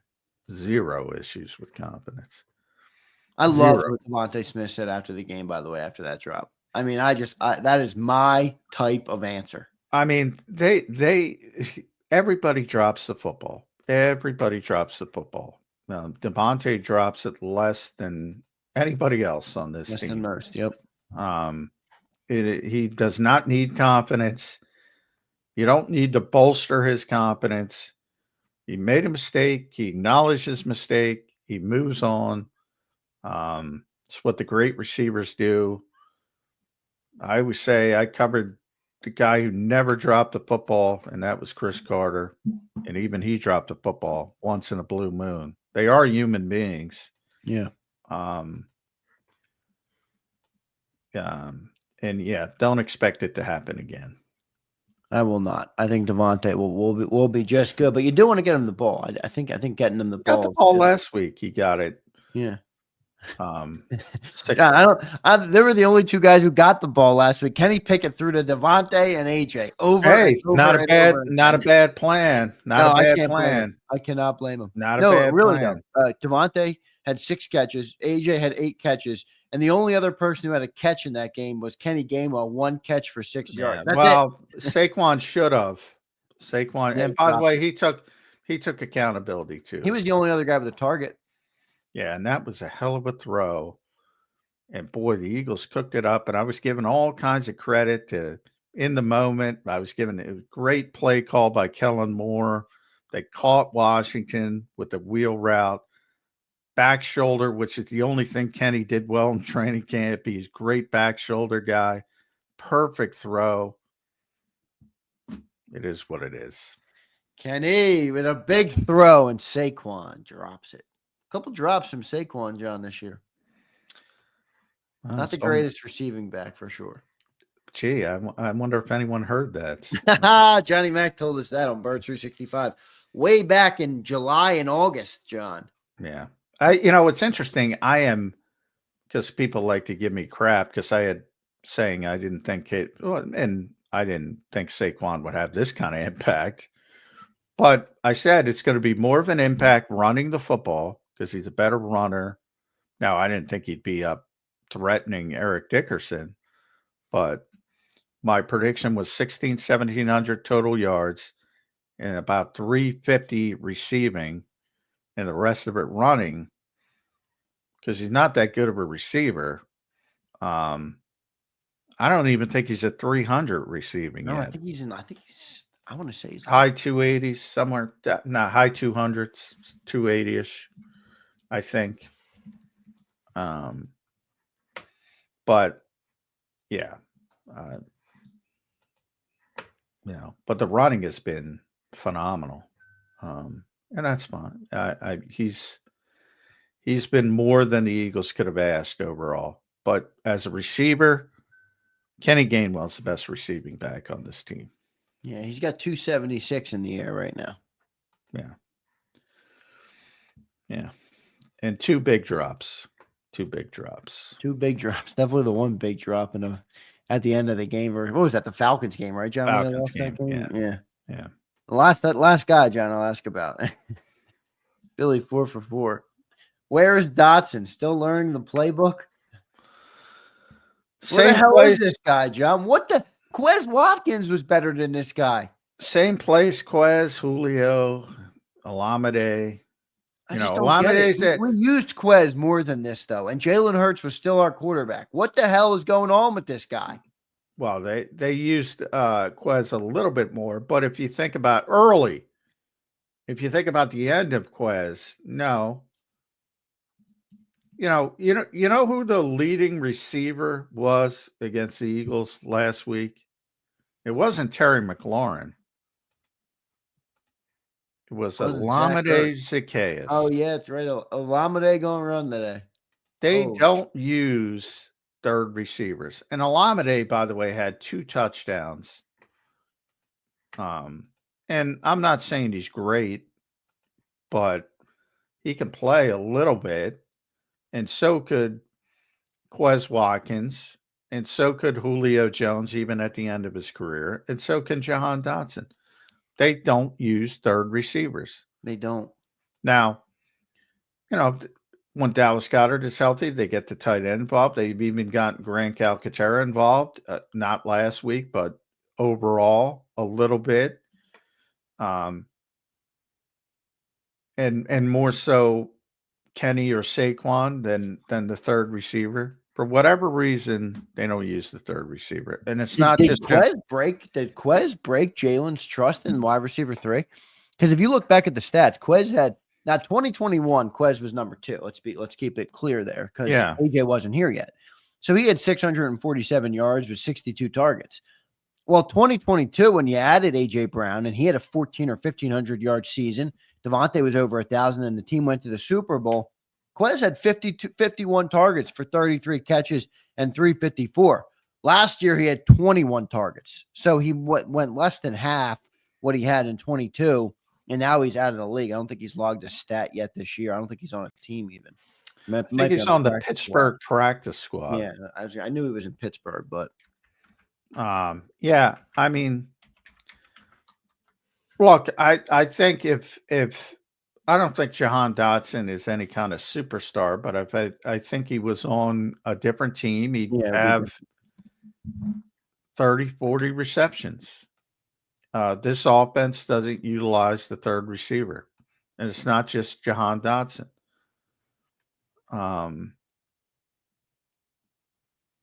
And why? I don't know why. I think they're a better team when they spread the field and play with rhythm and send 5 receivers out. I think they're a better team. And they don't do it that much. Maybe they're waiting to unfurl it in the playoffs. They did it against Pittsburgh. It worked really well. I think they're better when they spread the field. I think the quarterback is better, and they have the luxury of doing that because they have an offensive line that can hold up with little help. But they don't use Jahan Dotson. No, they don't. Boy, I was drinking Kool-Aid early in the year. I was thinking we'd get a 50-yard game from Johnny Wilson, Quez Watkins, Johnny Lord. Wilson, Anais Smith, Jahan Dotson. It doesn't matter who's out there. They're not getting the ball. Yeah. I was having this discussion with Andrew DeCecco yesterday, and it still bothers me how he's manipulation of the bottom of the roster bothers me. I agree. Because he doesn't want to give up on Johnny Wilson and Anais Smith, some of these younger players, and the Jack Stolls of the world are getting picked up on waivers by Miami. He doesn't even want to be there. He could help this team as Dallas Goedert. Patrick Johnson, when they needed an extra edge rusher, good special teams player.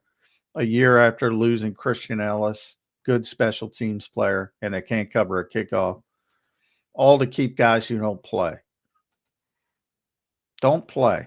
They got 3 offensive linemen that are freaking inactive every week. Every week. Nick Gates, Darren Kennard, Trevor Keegan. And Nick Gates is a veteran, and he's one of my favorite people in that locker room. Anybody who meets Nick Gates is going to love the guy. But, I mean, he doesn't contribute. You think Patrick Johnson wouldn't be playing right now? He would certainly be playing. He's the one guy. He's the one that got away from me. You think Jack Stoll wouldn't be playing right now? Yeah, because Calcaterra, holy shit, John. I can't watch him try and block somebody anymore. I can't watch it. Calcaterra trying to block somebody is one of the worst things you'll ever watch. He can't do it. I think, and if Trevor Keegan or, in the case of, and that's why I use Nick Gates, because Nick Gates is more prepared to play right now. But, obviously Nick's not going to be here next year.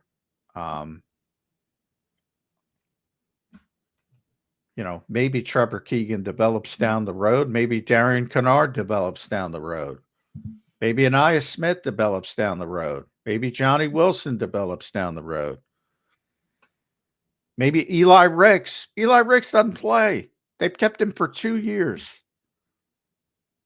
He's not a good special They got rid of Josh Jobe, who would have been playing on special teams. Josh Jobe is doing a hell of a job on Seattle. He's starting. He was hurt yesterday, but he was a great special teams player here.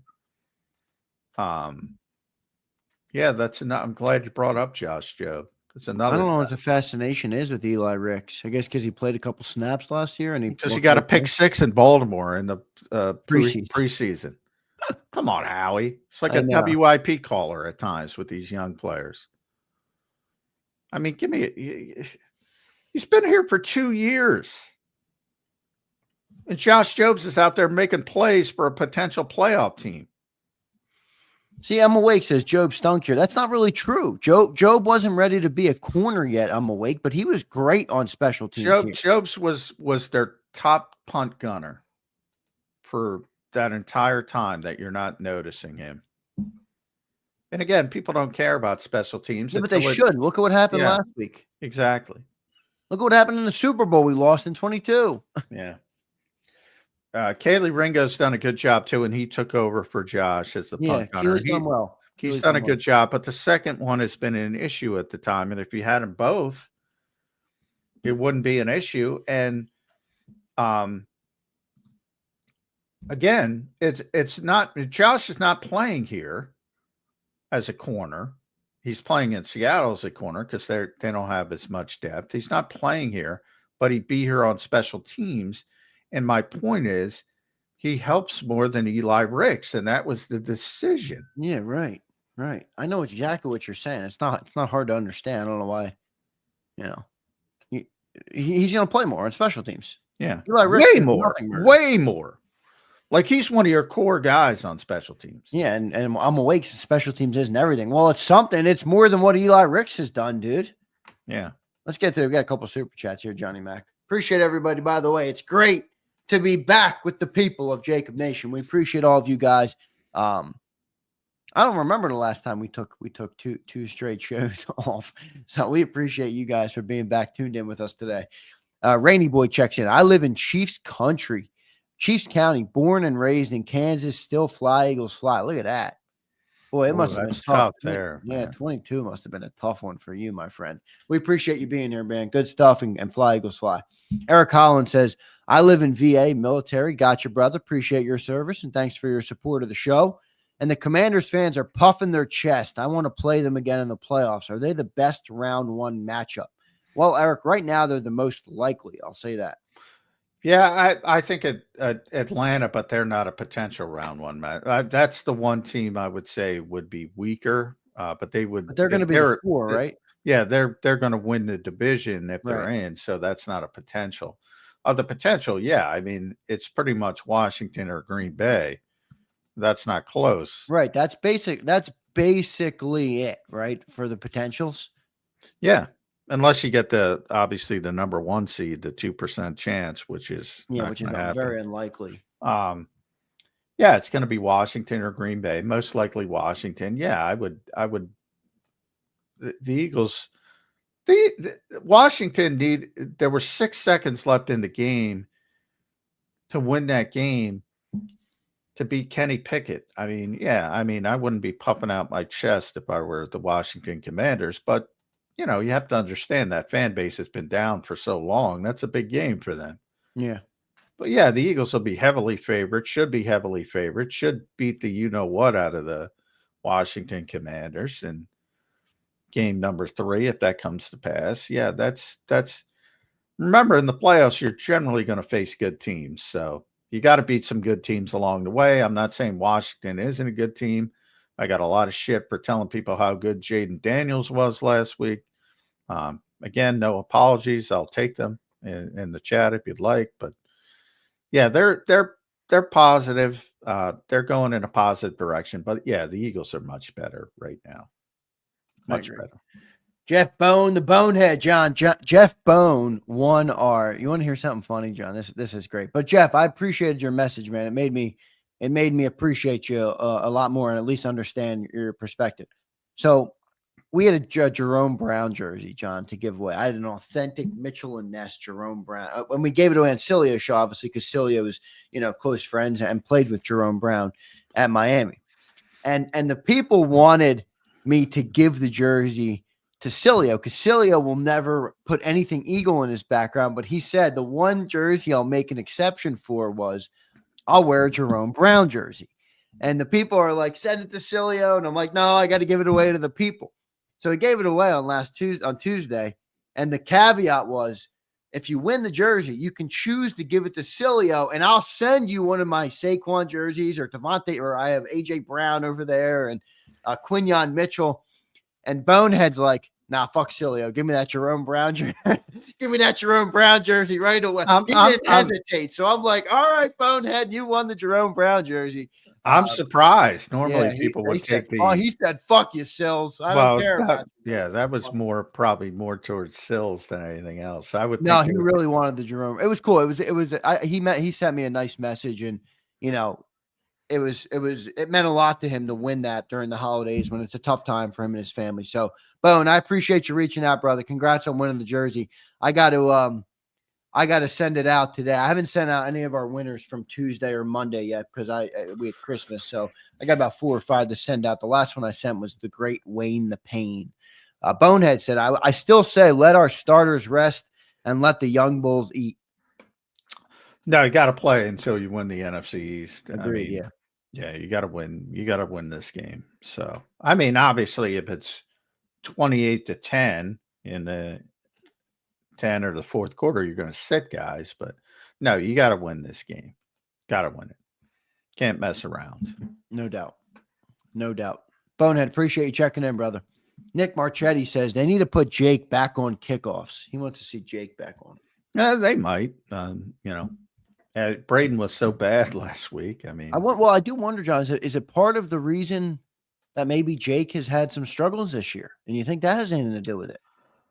I mean, we've asked the question multiple times of Michael Clay. We've asked Jake the question multiple times. He claimed it's not an issue, but he's not having a good year, and maybe that is part of the issue.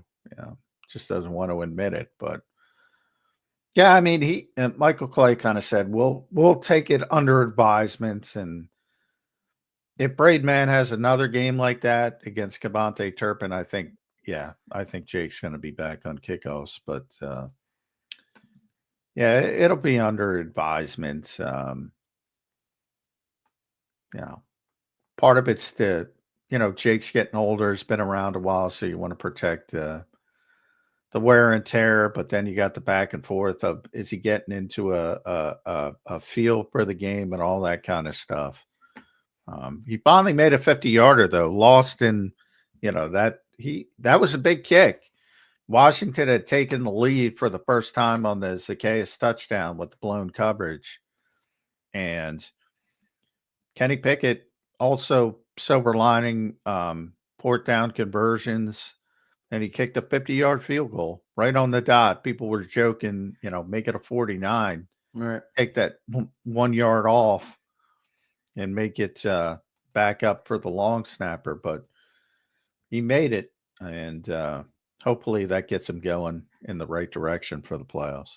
Yeah, absolutely. We need him. We need him to have the right. I joked with the Christmas question before. What's a superpower you'd give to a player? And one guy said, give Jake Elliott the superpower. I thought that was actually a decent pick. If you can rely on Elliott more, it helps you a lot. Last one here, Angel Martinez. Angel, thank you, brother. We appreciate you. Appreciate everybody in the chat today. Don't forget to hit that like button for us. Our first day back on Birds 365. Angel says, nobody is happier about the Hurts concussion than Kellen Moore, who gets to run his full offense. Johnny Mac, what the hell? I told you these people are going to come out. Holy shit, Angel. The offense is going to look different. I'm not saying it's going to different styles. Not going to say it's better. Not going to say it's worse. It's going to look different. And it's going to look like a more traditional NFL offense. Ball coming out on time, anticipatory throws.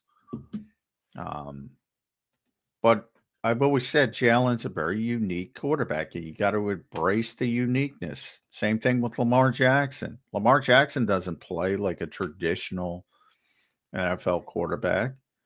Most dual threat guys don't.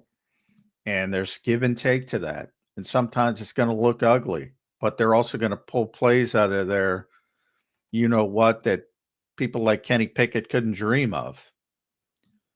But when things are cooking and things are out on time and things are rhythmic, if that happens, people are going to notice it and say, why doesn't this happen with Jalen Hurts? And they're going to take the baton where they want to take the baton. But, clearly Jalen Hurts is a better option for the Philadelphia Eagles than Kenny Pickett. But you have to play differently with Jalen Hurts than Kenny Pickett. I side with this guy. All right. Wilfredo says, Kenny Pickett fucking stinks. Get him out of here. Yeah, there's a lot of those people. I'm at. What has Kenny Pickett done to you people? No, he hasn't done anything. I actually like him as a guy. Seems like a great guy. He's from the area. I'm rooting for him, but I don't want him to be the quarterback of my football team. I have not been. Well, nobody's saying he's the starting quarterback. He's a good backup quarterback. How about that? I don't even want him as the backup of my football team. Yeah, well, that part I don't get. But, people always want an all-star behind an all-star. Doesn't work that way. Yeah, no, that's for certain. John, what's the update on today, man? You going down to NovaCare Complex? What's the Birds schedule? Yeah, typical Friday. Nick Serianni will talk before practice, one final practice before Sunday's game against the Cowboys. You'll have the injury report, the status report out later this afternoon. I'm leaning towards Jalen Hurts being ruled out today, but you never know with the Eagles. I think the one other precedent for this, John, was Trevor Lawrence last year, who who practiced on Friday and then was cleared the concussion protocol by Saturday, and then he was able to play on Sunday. But any other person who wasn't at practice on Friday did not play the game. Yeah, he definitely has to be out there today. Yeah, so if he's not out there today, I think he's all but out. Definitely has to be out there today. And then the Eagles might even they tried to do it earlier, as I said, with Lane Johnson. Didn't work for them. But a couple guys, Ben Van Sumer and Britton Covey. Last week, Sidney Brown did pass the protocol in 1 week for the Eagles this year. League-wide, it's been tougher this year than in years past. And like I said, I think the Eagles want to get that finger settled down as well. So I think that plays into it. Yeah, I think this is a blessing. I think this is a little bit of a blessing in disguise. I mean, you got to win the game, but I think I'm happy about Jalen Hurts getting healthy before the playoffs. Dirty Air checks in. Dirty Air, thank you, brother. I appreciate that. $10 super chat. He said they don't want Jake messing with how he strikes the ball. Man's ball flight is very punt-like. It makes it harder to catch in certain situations. I don't think it's a power thing. Interesting perspective. Well, I didn't get the power thing from myself.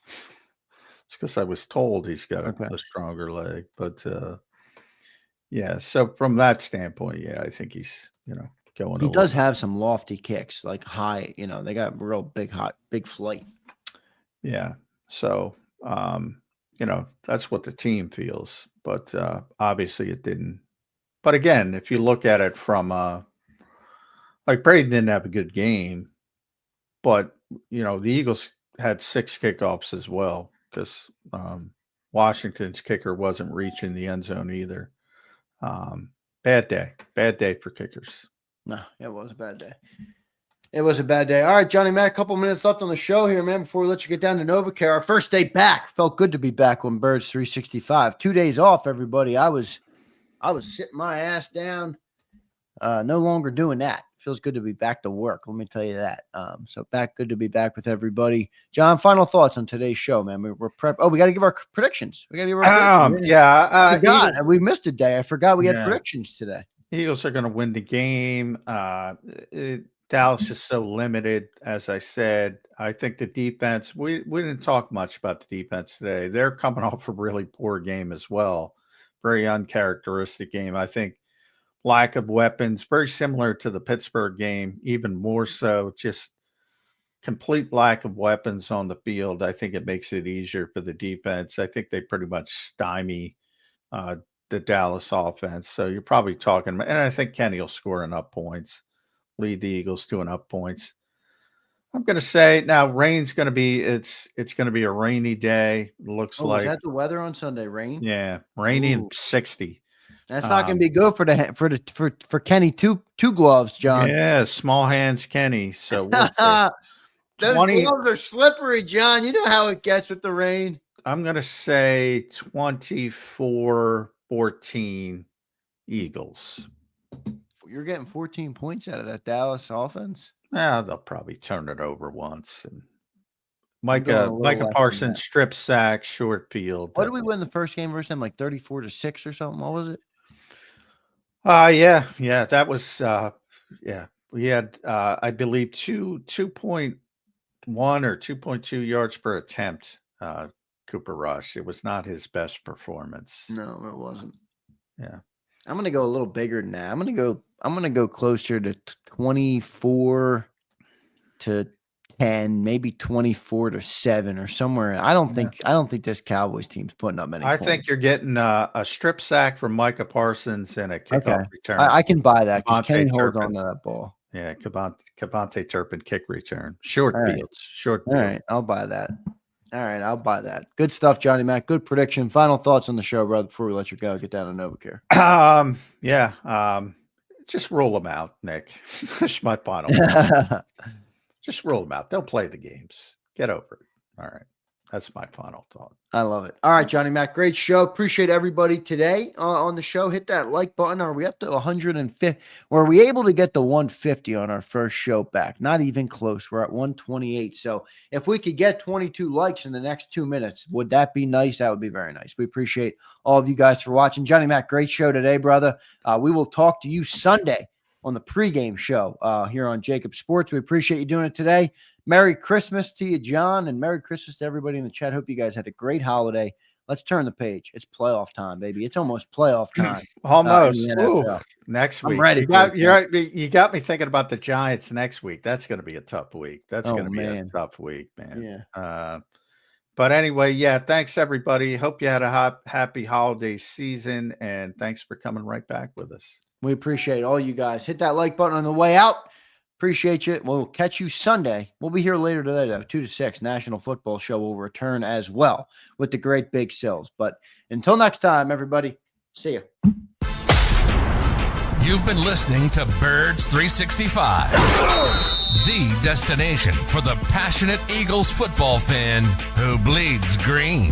If it's Eagles football, we're talking about it. Debate inside the locker room and guests that are some of the greatest football minds from around the region. We hope you enjoyed the show. We know we had a blast. Make sure to like, comment, and subscribe, and we'll be back soon.